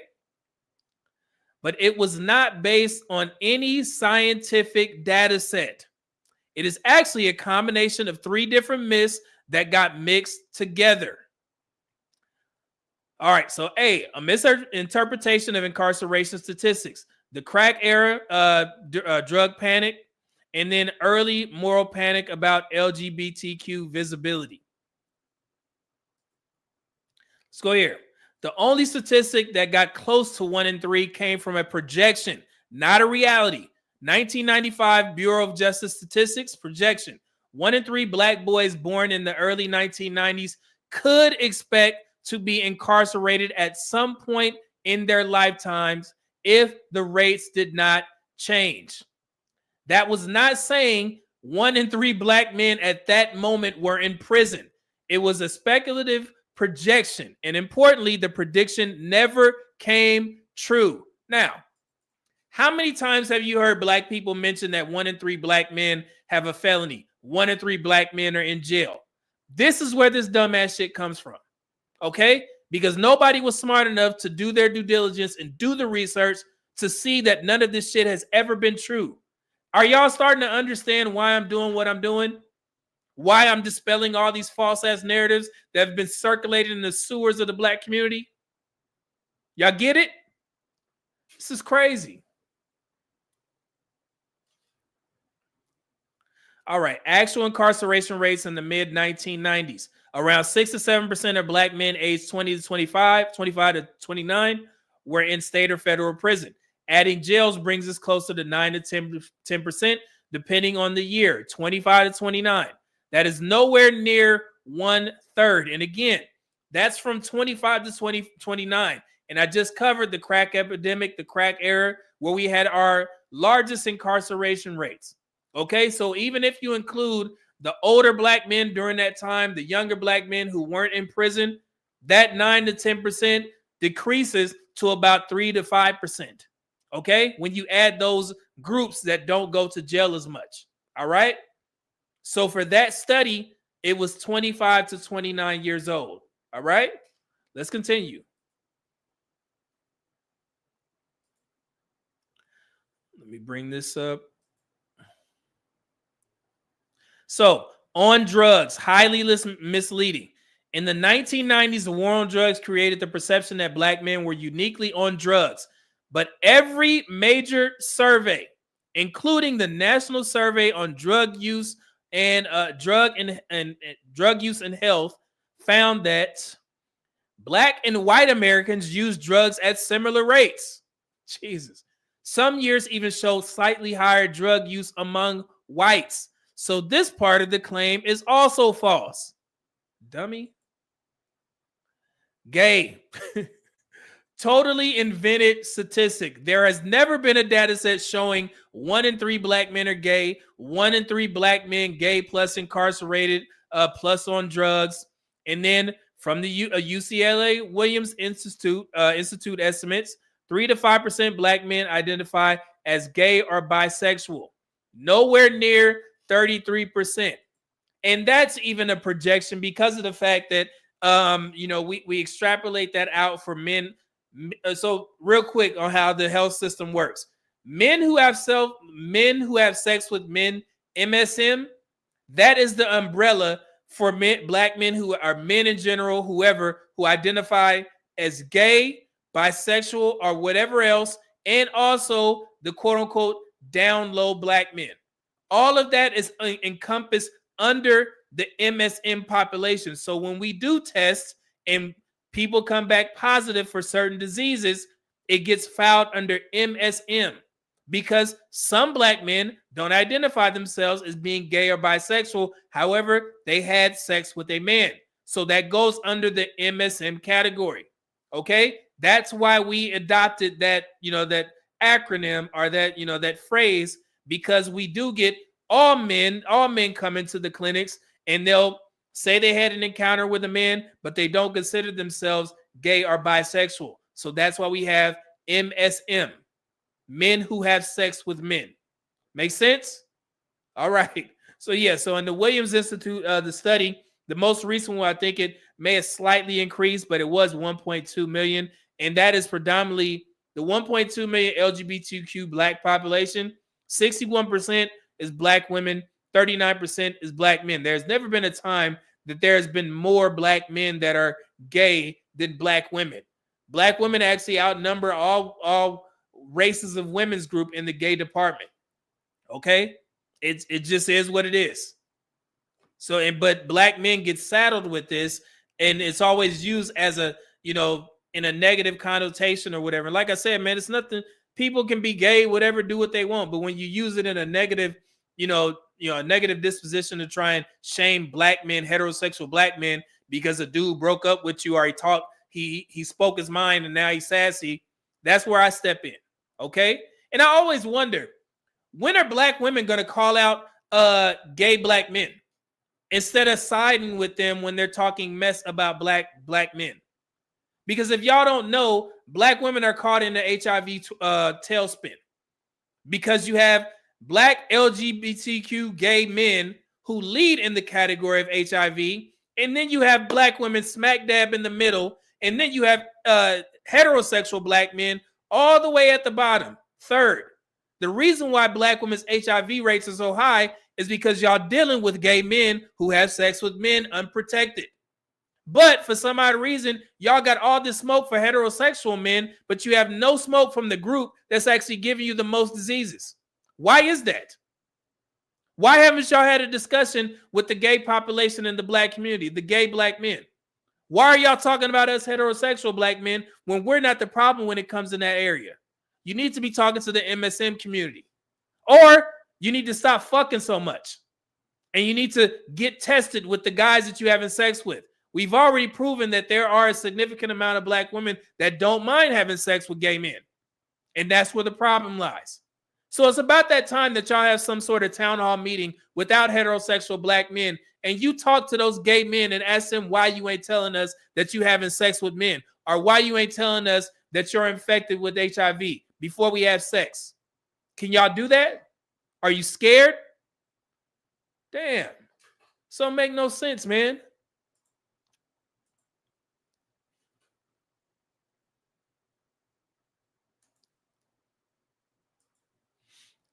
Let's see here. So where did the myth come from? This 1 in 3 line was a cultural talking point, not an empirical one. Let's see here. It came from 1990 talk shows. Like I said, housing project and crack era. Every third boy is either dead or locked up. Y'all know this was a local saying, not a data set. Misreading the BJS projections. People took a future hypothetical and treated it as a current fact. Early internet chain emails and books exaggerating statistics. Jesus. They were not based on CDC, BGS, NSDUH data. So again, let's go ahead and clarify. All this stuff, not true at all. There's no version of legitimate math that reaches 33%. And that is the reason why it led me to create this, to explain to the black community the 1 in 3 black men have a felony statistic does not mean 1 in 3 black men walking around today have a felony. That is a racist talking point. Now, the reason why I did this is because of this Ricki Lake show. After I posted it, there was a lot of people saying that Just Pearly Things were on a bunch of shows saying that 1 in 3 black men have a felony. And she was on these black shows and she said that, and nobody checked her ass, because nobody's actually done the research to prove her wrong. So when you get these white folks on these platforms like Steven Crowder, like Just Pearly, who don't do the research themselves and also can't even tell you the statistics for their own race of men, then that's how you know somebody is racist and you should not be rocking with them. I don't know why I got to keep telling the black community this. Are y'all that hard up on getting clicks, likes, and views? Where you going to sit there and have an openly racist woman on there to spew this dumb shit? And you not going to do the research for yourself and then not ask her, can you tell me the white men's statistics on grape, on child, essay, on how many times they swing on their wives, on how many white men that, pay for prostitutes and shit like that, drug use? Why you can't tell me none of your people's statistics, but you citing this black stuff? That's our fault. So I don't even blame her ass. It's our fault for bringing that woman on there and not checking her. Y'all should be doing this damn research. I can't be everywhere. Like I said, I created this for this episode.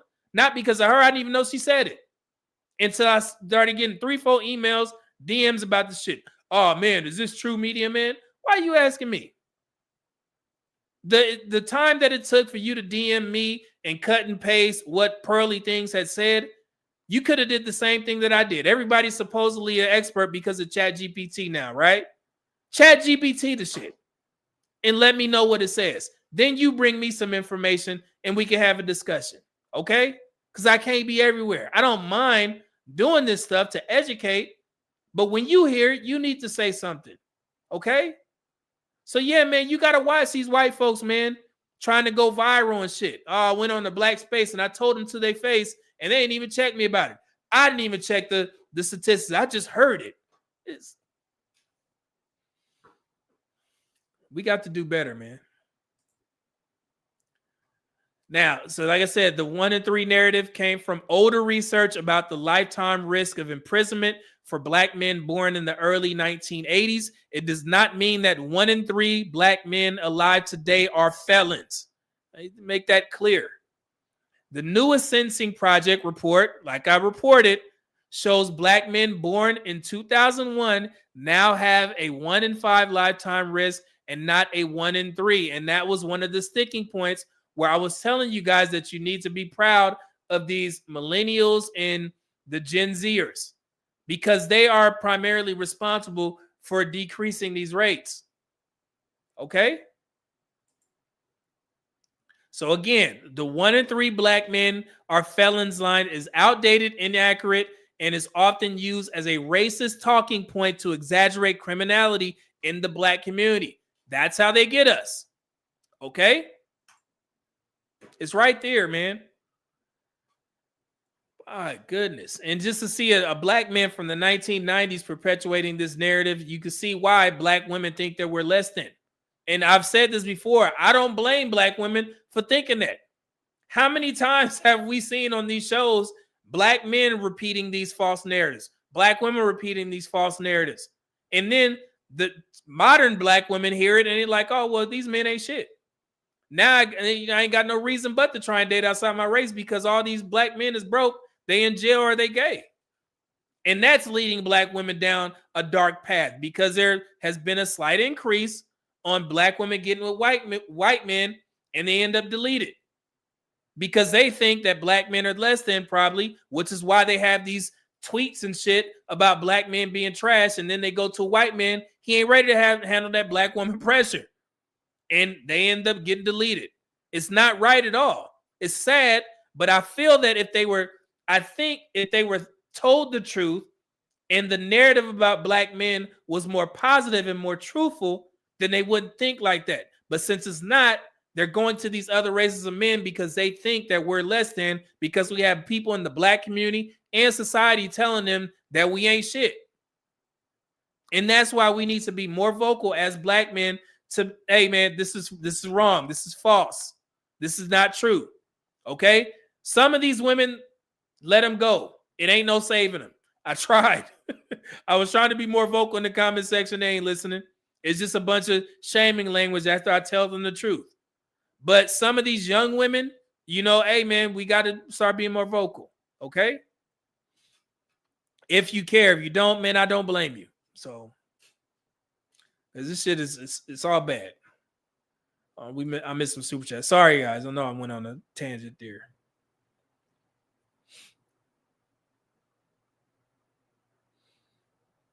Man. From downtown, what up though? $20 bomb. Thank you for that. Said 1 out of 3. Hell no. Nah. If he said that in 1994, he said that in 1994 and 2025, we would have been an afterthought. Yeah, man, it would have been all bad for us if that was actually true. And he's saying it, you know, like he's, you know, being the intelligent brother, you know, the smart brother running around here. Man, you all wrong. But we get to hear Sugar Free. You know, I just dedicate my whole rap style into just talking about a bitch bad to where, I mean, it's a difference. You got bitches and you got women, you know what I'm saying? And I grew up dealing with a whole bunch of bitches. You know what I mean? So you develop a way to deal with them. And, you know, I like to be known for the one who really gave it to him.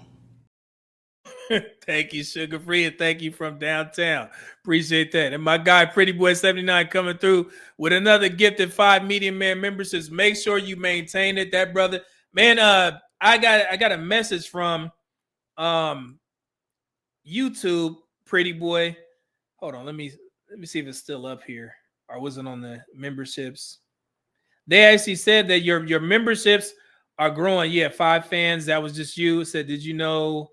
Where's that message? It was a great message where they said, man, my membership is growing. And I know that's directly because of you. So we're 1 member away from reaching 200 members. Okay. And a lot of that is because of Pretty Boy 79, man. I greatly appreciate it, man. I'm going to try and keep pushing it. You know, once we get to 200, do something special for those members. Man, you the man, bro. I appreciate it so much. Thank you. And make sure you maintain it, guys, whoever got it. Appreciate it. HVAC Man Father Bomb said, Black women, you will be tested if we do anything with sex, non-negotiable. If not, get out of here and away from me. Yeah, now I push that all the time. You know, and people get upset. Why are you telling people to have sex? I'm like, bro, do you really need me? Do people really need me to tell them to have sex or not have sex? Bro, I've been working in public health for 20 years. I wouldn't have a job if everybody was abstinent. So I know that ain't happening at all. I know it's not happening. Okay? So what I can tell you is to make sure that everybody gets tested. You are, current on your, everything. You protect yourself from unwanted pregnancies because I know there's a large contingent of people that are going to have sex. Okay? But I always say, I would love for y'all to be abstinent. Don't sneak in. Okay? Is that going to work? No. Not at all. So, all right. I don't know if that'll work or not. So. Let me see here. All right. Let's see. Olua gave that 1 membership. Thank you, Olua. It should update here in a second for the 200 memberships. If you were so lucky to grab that, please make sure you thank Olua. Pretty Boy. Thank him again. Greatly appreciate it. Thank you, guys. Thank you, Olo, for hitting us with the 200 membership. I'm going to post it once we get done. Thank you again. I greatly appreciate it. And then Will, what up, though? 499 Bob. So what up, though? What's up, everyone? Thank you. Good to see you here, Will. And then Pretty Boy 79 just dropped the 20 balls. Said that should get you to your goal. Your message is needed. Keep doing what you do. Man, I appreciate it, brother. Thank you, man. Let me go ahead and give you a drop. I know I got currency running around here somewhere. I thought I did. Here we go. Let's do Twister. Because I study P-I-M-P, ology, but logically be learning these hoes biology. Obviously, well. Thank you, Pretty Boy. I appreciate that, man. Let's see here. All right, let's get back to it. Let me bring it back up, man. But yeah, I felt it was necessary to stop right there and put a pin on what that dude was saying, because that was absolutely nuts. When I heard that, I almost called Ricki Lake. Where does brother at? You the reason why we having these problems. You started this foolery.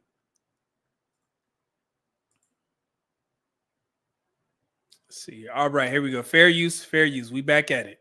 He not done.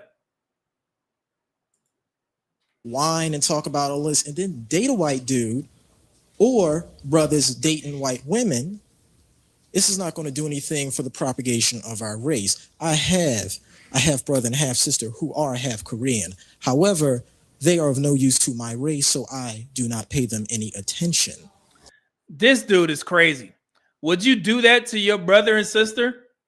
You don't pay any attention to them. And like I said, this is Dr. Umar Jr., Dr. Umar Light. It ain't nothing. It's not your brother and sister's fault. You got a beef with them? What? Man, that's some crazy shit.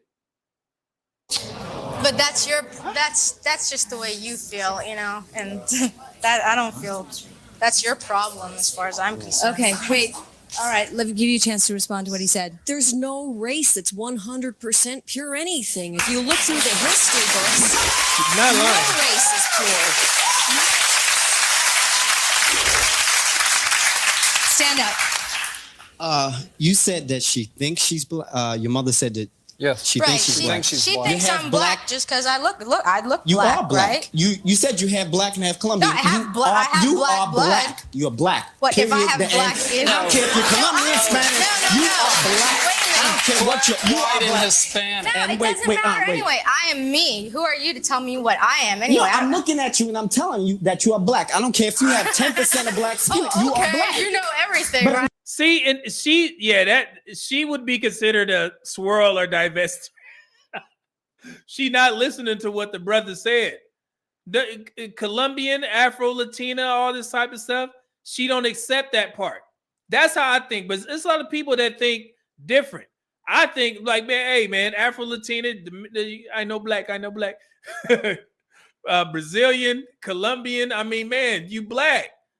And it's just sad that we have all of these diaspora wars. And I get the reasoning behind it because I didn't know that it was a large contingent of people from the continent that had a problem with Black Americans. I didn't know that was a problem until I started watching some of Tariq Nasheed's streams. I didn't know what a FBA was. I think y'all was here when I asked. I was like, what is that?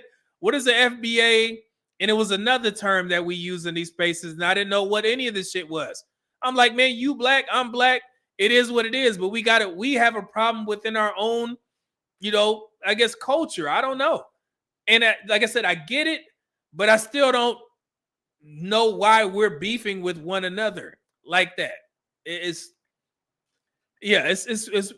quite weird to me. Man, it's weird. So let me see. Did I miss I missed super chat. Oh, my bad. John Smith dropped a bomb, and I missed that. Yeah. I got a chime. Hold on. See, John Smith, my guy, $50 bomb said, brother, once again, you are on fire. Those 80s and 90s talk shows, trashing brother shows why most of the black women are a waste of time. Sweet. Come on, man.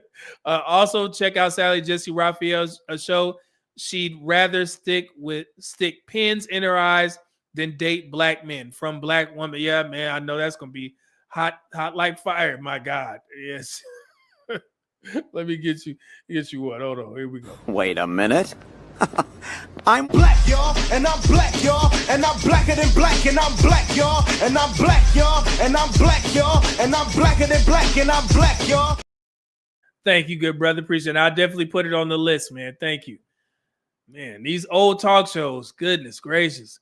William, what up, though, with the $5 bomb said, I think of the 16th rule. Yeah, I was talking about the 1% rule or whatever earlier in the show, but it's a lot of black people that don't accept that.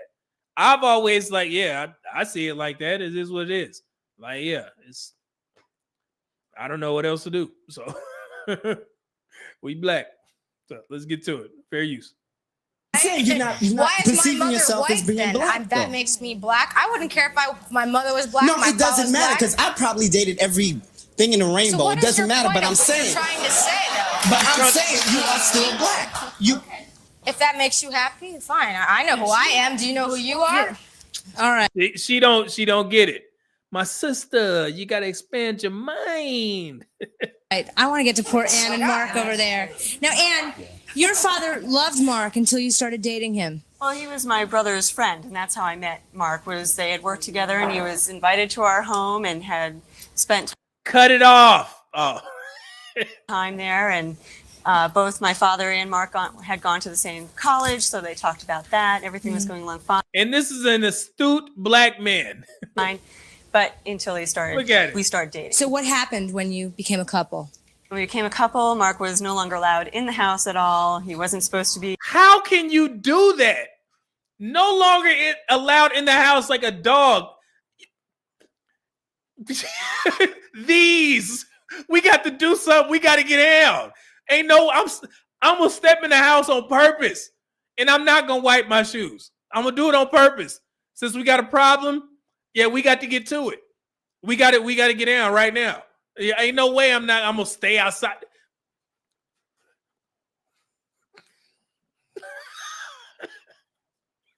I'm gonna enter that damn house tactically. I promise you, it's gonna be a problem.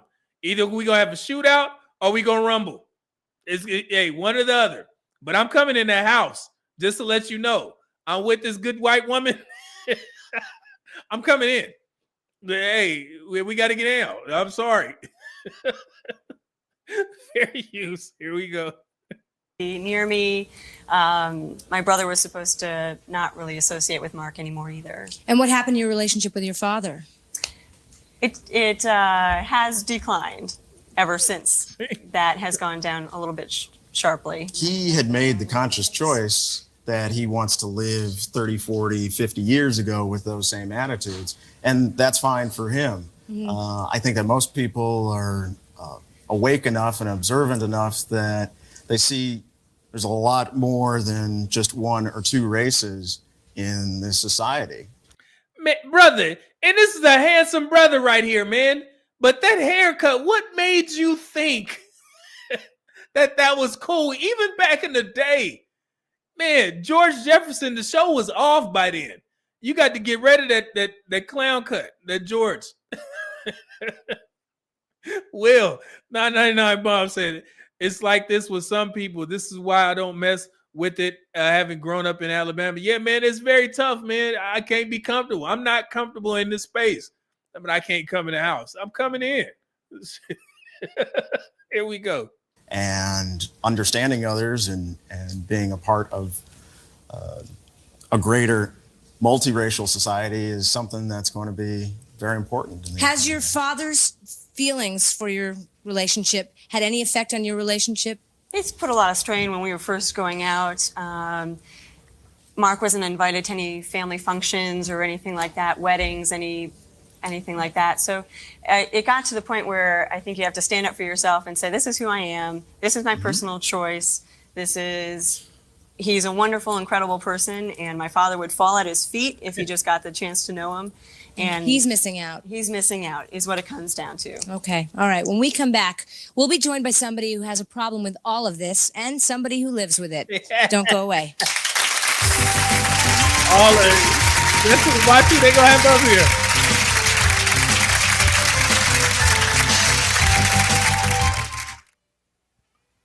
Oh, let's put a pin in it right here. Let's take a quick break. Okay, I'm gonna run off real quick, play some music, but y'all gonna like this next segment. Hey, talk about some heat, some fire, hot fire. This is gonna be good. He ain't cool with all this. I'm gonna be right back. Give me 1 second, man. Here we go. I'll leave y'all with a little bit of Marquise Murray. Here we go.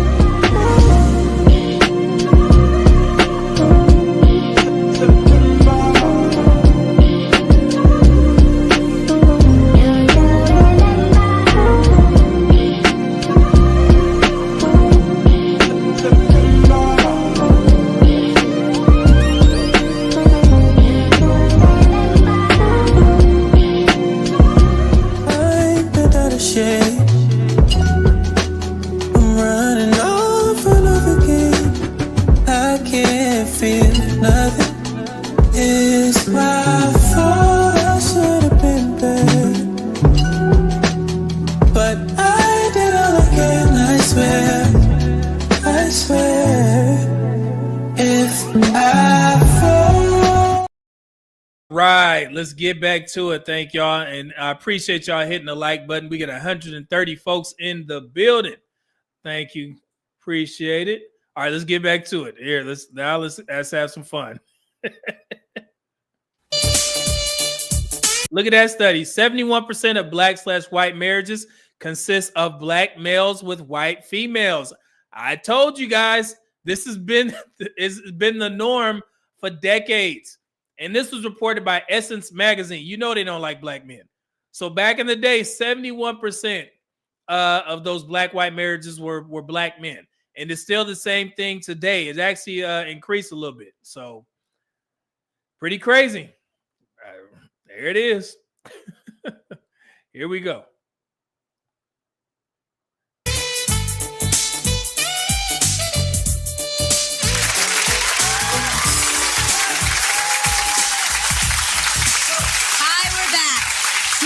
Matabani. Gail and her husband Mark, a black South African, were so afraid of what her father would think about their relationship that they married in secrecy.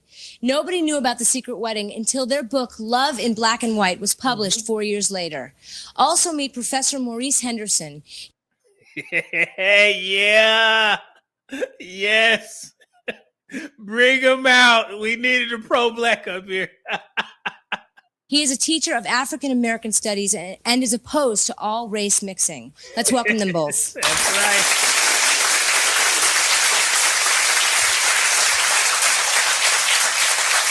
Gail, I'd like to start with you. Why is it that you had to marry in secret? Well, I think a lot of people underestimate how difficult it is to marry interracially. It takes a lot of courage, and it takes very... Look at the prompt. Married to a black man. That's so funny to me. Very strong individuals. And at the time, I was sort of afraid of my father, and his opinion meant a lot to me because we were very close, and he hadn't approved of any of my white boyfriends, so I knew that he'd have problems with Mark. Mm-hmm. And once we were married, we had that bond, and I was able to then come forward and have a public wedding, which turned out to be a wonderful thing, and my father actually participated in the service. That's fantastic. So you now have a good relationship with your dad once again? Yes, he came around. That's great. And what do you think about what you've been hearing so far on this show today? Well, I think it's wonderful that Ernest proposed to Trina and that that we're discussing this, because I think the most important thing is to talk about these issues. To educate people. Mm-hmm. All right. And of course, guys, I'm going to read that book. I'm going to find it and I'm going to read it. It's got to be down in February. I think I need, because I still got 2 books to read. But yeah, I'm going to read that book. But yeah, Air Force Rick $5 bond said Maurice looks like he's about to use a bunch of words I can't type here. Yeah. Let's get to it. Really not judge people by what they look like. Exactly. And to understand that same-race couples fall in love for the same reason that interracial couples do. It's a very individual thing. No. Look. You don't agree with Professor Henderson? No. First of all, we have to look at it from a subconscious. To love and marriage, most people would agree that money and... First of all, we have to look at it from a subconscious. Wait, we got to go back. Hold on. Wait, this is the wrong one. It went back for some odd reason. Hold on. My computer's messing up. Because I think the most important thing is to talk about these. It's messing up for some odd reason. I do not know why. This is going to be fun. Hold on. First of all, we got to look at it from a subconscious. Oh, man. Here we go. Let's get back to it. Issues. To educate people, to really not judge people by what they look like. Exactly. And to understand that same-race couples fall in love for the same reason that interracial couples do. It's a very individual thing. No. You don't agree, Professor Henderson? No. First of all, we have to look at it from a subconscious psychological dilemma. Hey, who said that? Wait. Air Force Rick. You was right, brother.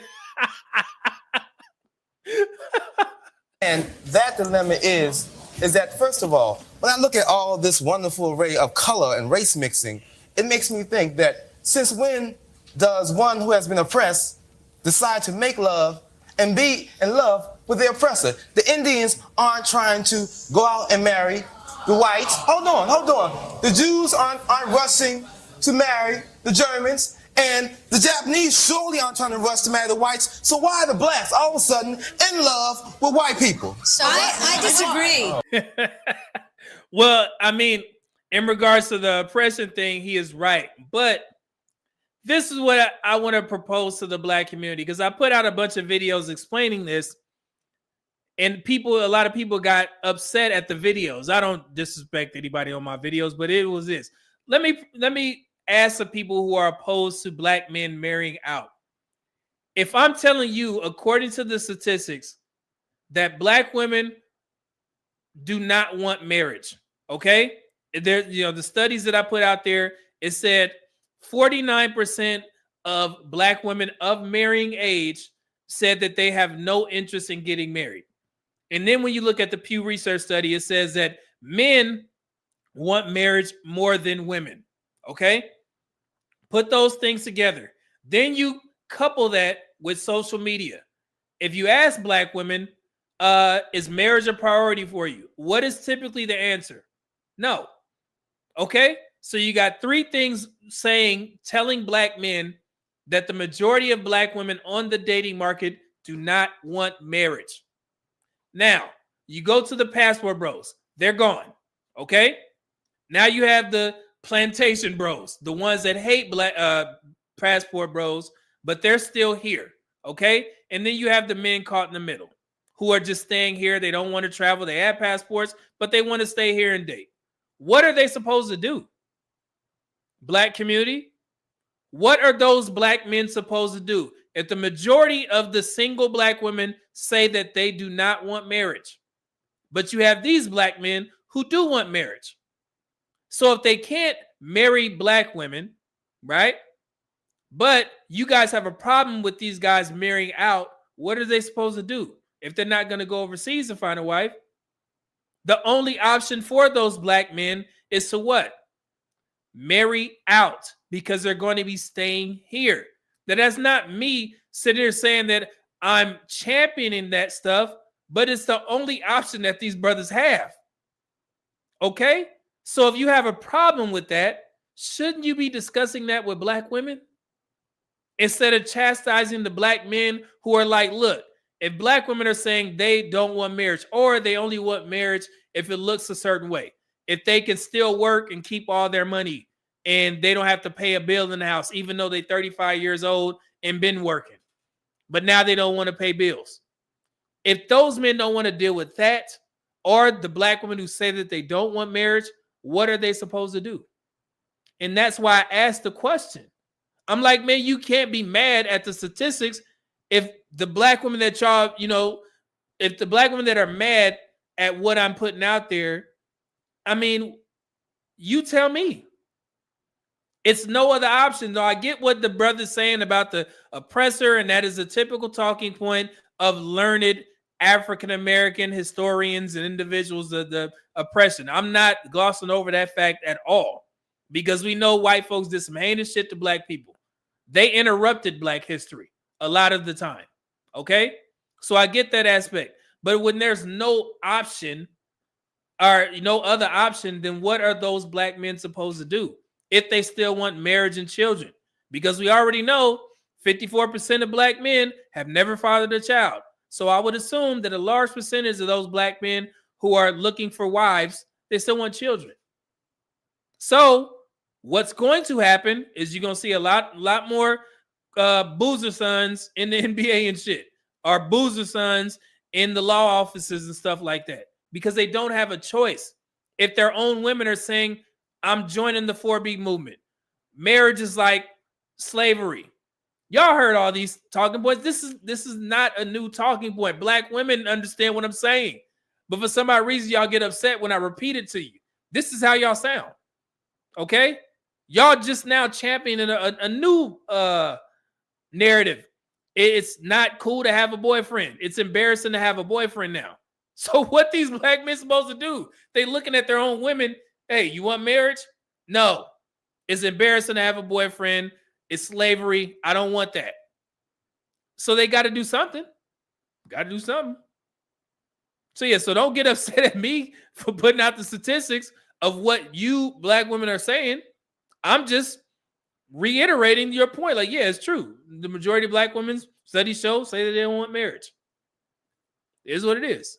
So we got to think about that. So this is not to this guy, but I mean, I understand what he's saying, but he has to understand logically, it is really nothing, that they can do.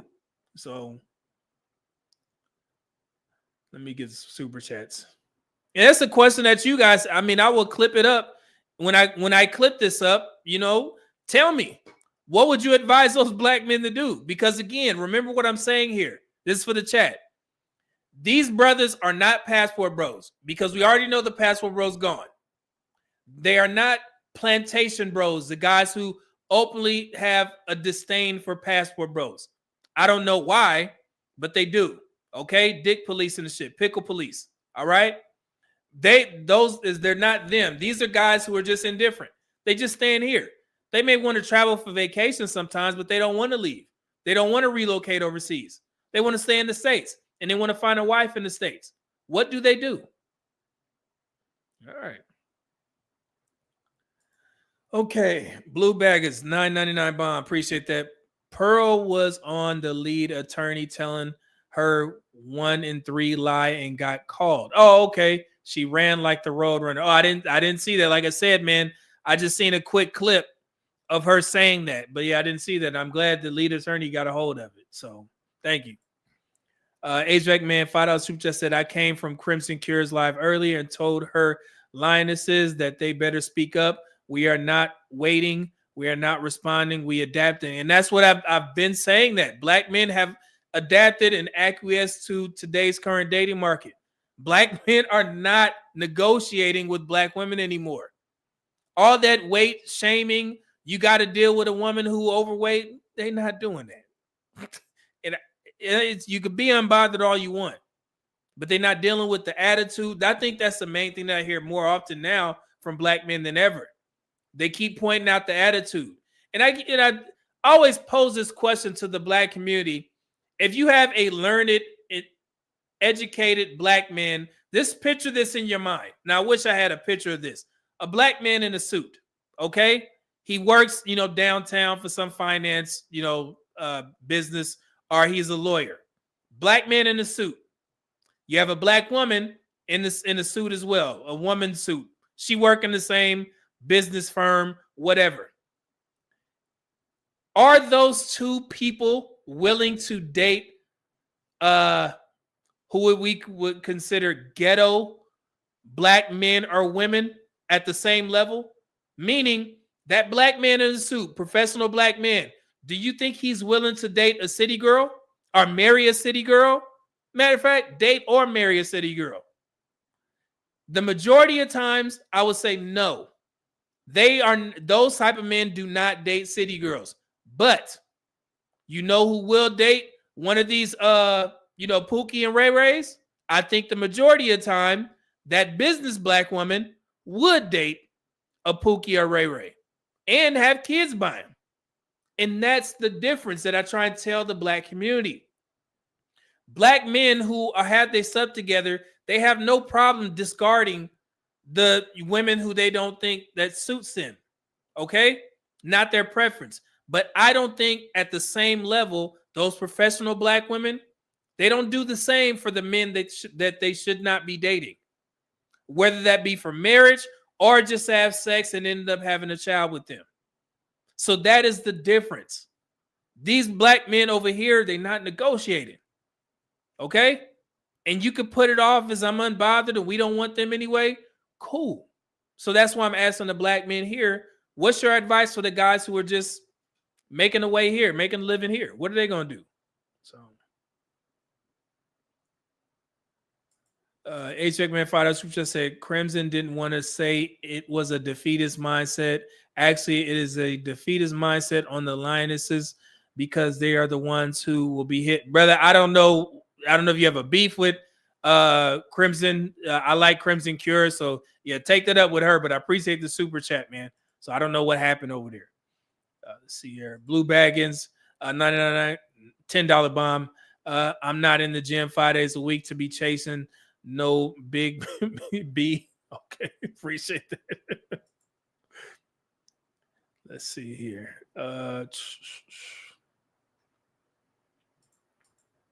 Cool. All right, let's get back to it. Fair use. It's not only professor. It's not only blacks and whites. What would you suggest I do? I am Jew Let's talk and one at German. a time so we can all be heard. I am Jew and German. My father. Hey, he Jay in German. Y'all know I love Germany. So okay. My mother was a Jew. And you have your own problems. And my mother was a German. I have my own problems. You have your own problems. If you don't like the problems you have, you deal with them according to what you think is right. This is not a problem to me. Look, they like that. Let them cook. It is a problem for you because you ain't introduced your girlfriend to your dad and your family. Brother, German. It's not a problem because white men have always been after black women ever since slavery.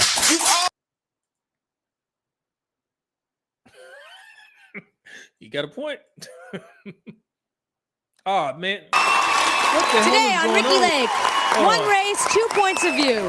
Take a look. Hold on. I don't know what the hell is going on with this. You think is right. Okay. This is not a problem to me.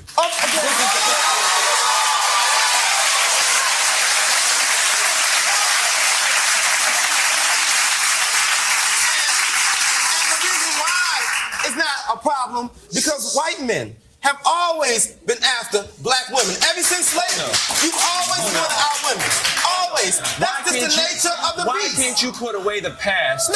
Hell no, we ain't putting away no past. F that. F that. We ain't putting away no goddamn past. And you should know about this as a, half German. I did a video about Germany where if you even uttered the words AH, or if they even find out that you're supporting the NZ ideology in Germany, they put your ass in jail. The black community has yet to, or the American society has yet to put implementations in place where they handle racism against black people like Germans handle their checkered history in regards to what happened World War II and so on and so forth. I don't know if I can say that, but you should understand that very well. We're not forgetting. And I think people think we're supposed to forget the past. No, it's there for a reason. America has a bloody past in how the way they handled black folks, and they have not atoned for that. They have not did what they need to do to make sure that we good and we got our just due. Okay, and that's why people talk about we deserve reparations, but man, F all that. We deserve more than that. All right, I'm not gonna get into that, but I got a video cooking for this. All right, let's get to it. Experience and deal with today. No, listen, you see, we're in a different you society keep trying today. to tell us to put away the past. It's a different Excuse me, world. Professor. Excuse me. Come on. We're all discussing here. You don't have to overlap. You'll all get a chance to speak. Hey, don't head on Ricki Lake. Let him cook. He's a little hostile. Let me ask you one question. My mother's white. My father is, black. You say I'm black. Oh, fine, I'm black. Whatever you say. I don't care. You can label me, but white. My mother is white. I was brought up with my mother. My father is Hispanic, but he happens to be of black skin. So fine, whatever I am. What would you're saying all these people are mixing and that's wrong. Who am I supposed to mix with then? Wait.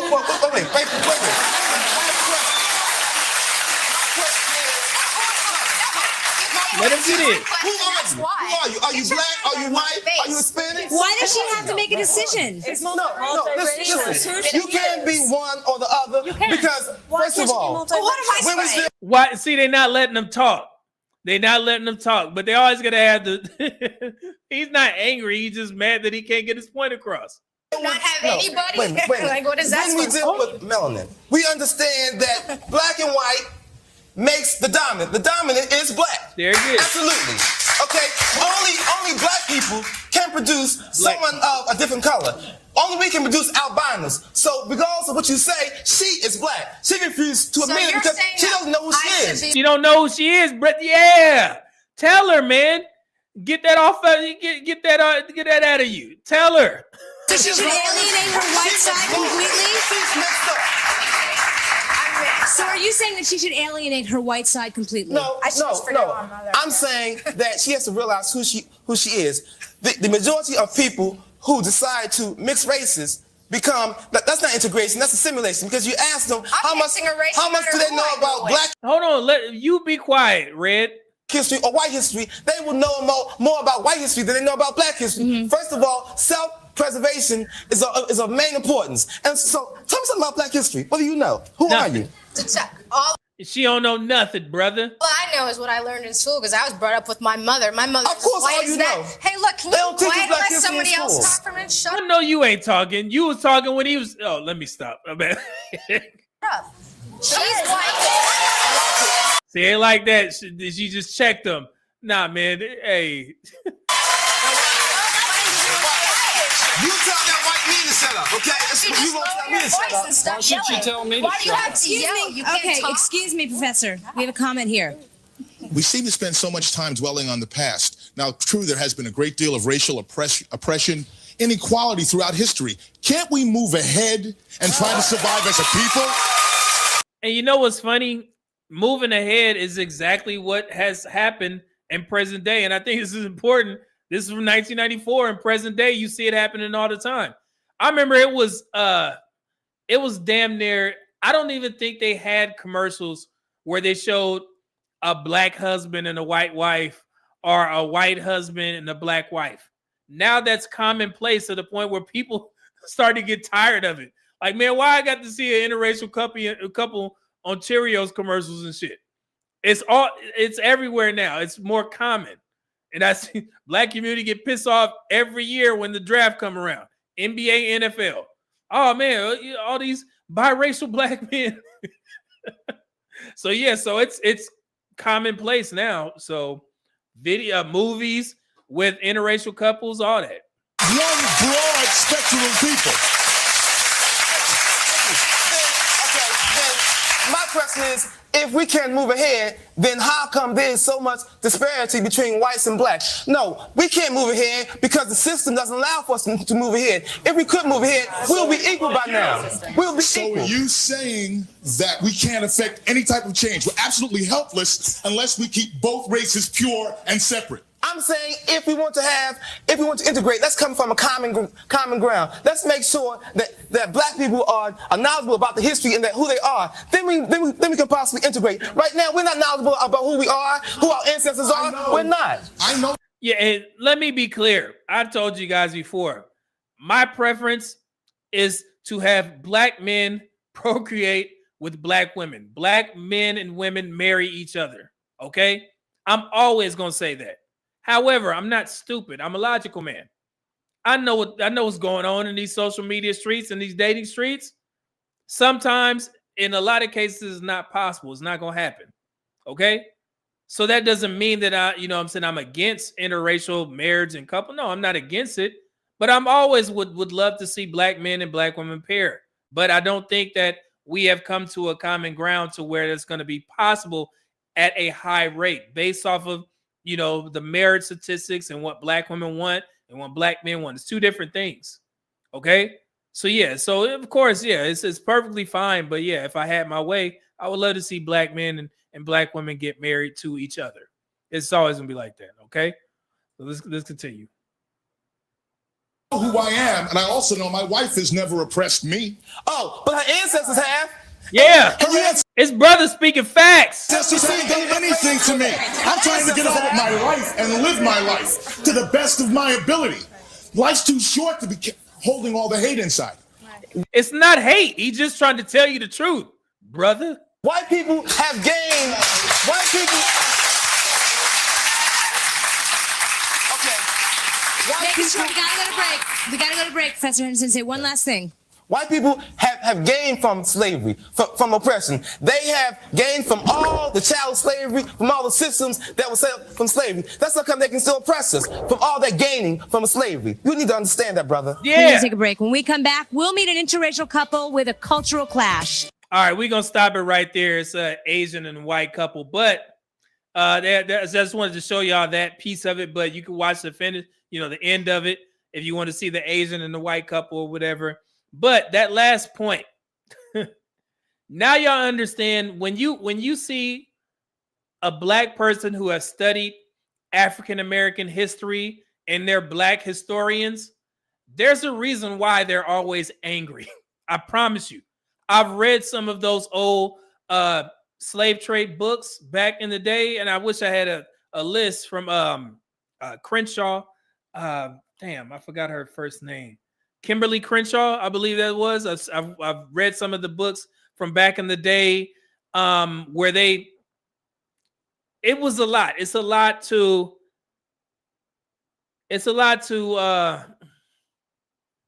I'm kind of getting sentimental about this shit. It's one book in particular that I read where they showed the devices that they used to put slaves in. Like the head, something like Django. If you remember Django, when they were marching and they had all these, contraptions on them, it was a lot of things that they did to black folks. They operated on black women without anesthesia, and that's how we get like modern gynecology. It was so much. So when you see people like that brother right there, in certain cases, Dr. Umar, I know, I got my issues with him, but the history part, you can understand why sometimes he's angry. And also Amanda Seals, we got our issues with her, especially as black men. But the reason why she seems like she's always angry is because they read all those books and they studied the history and all this type of stuff. And it's just a lot to fathom as a person who studies that. And I only got a little bit of it, read a little bit of it. And I'm like, God dang, it was a lot. So that's why I kind of give people like this brother right here a little bit of grace, because I understand where he's coming from. Because when you learn the history of black folks and in the, in America and how they treated us, it's a lot. It's a lot to, it's tough. Okay. So is all right. Maybe one day I get up enough, gumption to do a live stream about, the book that I can't remember it. Damn, I forgot. I'm gonna get a list, but yeah, my friend was a black historian, and I wanted to have more intelligent conversations with him, so it led me to take some college courses back in like 2000, maybe 12 or something like that, in African American history. And yeah, man, it's just a lot. So I definitely understand where the brothers coming from. But he was right. But in today's modern dating market, in certain cases, black men don't have a choice, man. And it's really nothing, me or a brother like that can say. Some of this stuff has to be dealt with amongst black women. Black women have to come to grips like, hey, man, this is not true about black men. You see the statistics rising in interracial marriages for them. Do we want black men, or do we want to just remain single? And a lot of them are saying we just prefer to be single. And at that point, it's nothing black men can do. Okay. All right. So, man, that was a lot. So hopefully you guys enjoyed that. Man, that was pretty good. What y'all think? That's good. True Zeus said 110 likes. Thank you guys. Appreciate it. Getting the likes over 100. This was a fiery show. Yeah, we definitely gonna come back, man. I'm trying to make this a habit as much as I can. Like I said, I am back working again. The government shutdown is over. So your boy been working very hard. So yeah, I'm gonna try and do these every Friday if I can, and have some fun with it, do some love connection ones as well. But this was good. This was fun. So, and thank you to everybody who sent in super chats. I'm glad I didn't miss any. I don't think I did. Okay, cool. Hopefully y'all learned something. You see the history of these things, and just be mindful, man. There's a lot. Black folks, we went through a lot. We've been having these battles for a while now. So at some point we get over it. We get through it. We'll see. All right. So yeah, so let me see what I got here. Music. Give me the music. Matter of fact, let's go ahead and play Let the Young Black Women Cook. Where is that video at? Yeah, I know I still got it. Do I have to get rid of it? Dang. I think I had to make room. Oh, no, I didn't. It's still here. All right, y'all. Be safe out there. God bless. Hopefully you got some leftover food. Do not keep those leftovers too long. Remember, public health professional here. Brother, I mean, you can't be eating leftovers from Thanksgiving a week later. At the most, I would say give it 3 days or so, or till Monday. And after that, you got to get rid of it. Get rid of it, give it away so people can eat it. Do not keep those leftovers in your refrigerator. Microbial growth, all this types of cooked foods. Hey, don't do it. All right. So have a great weekend. Be safe. And once again, man, God bless. Media Man out. Peace, y'all. Thank you.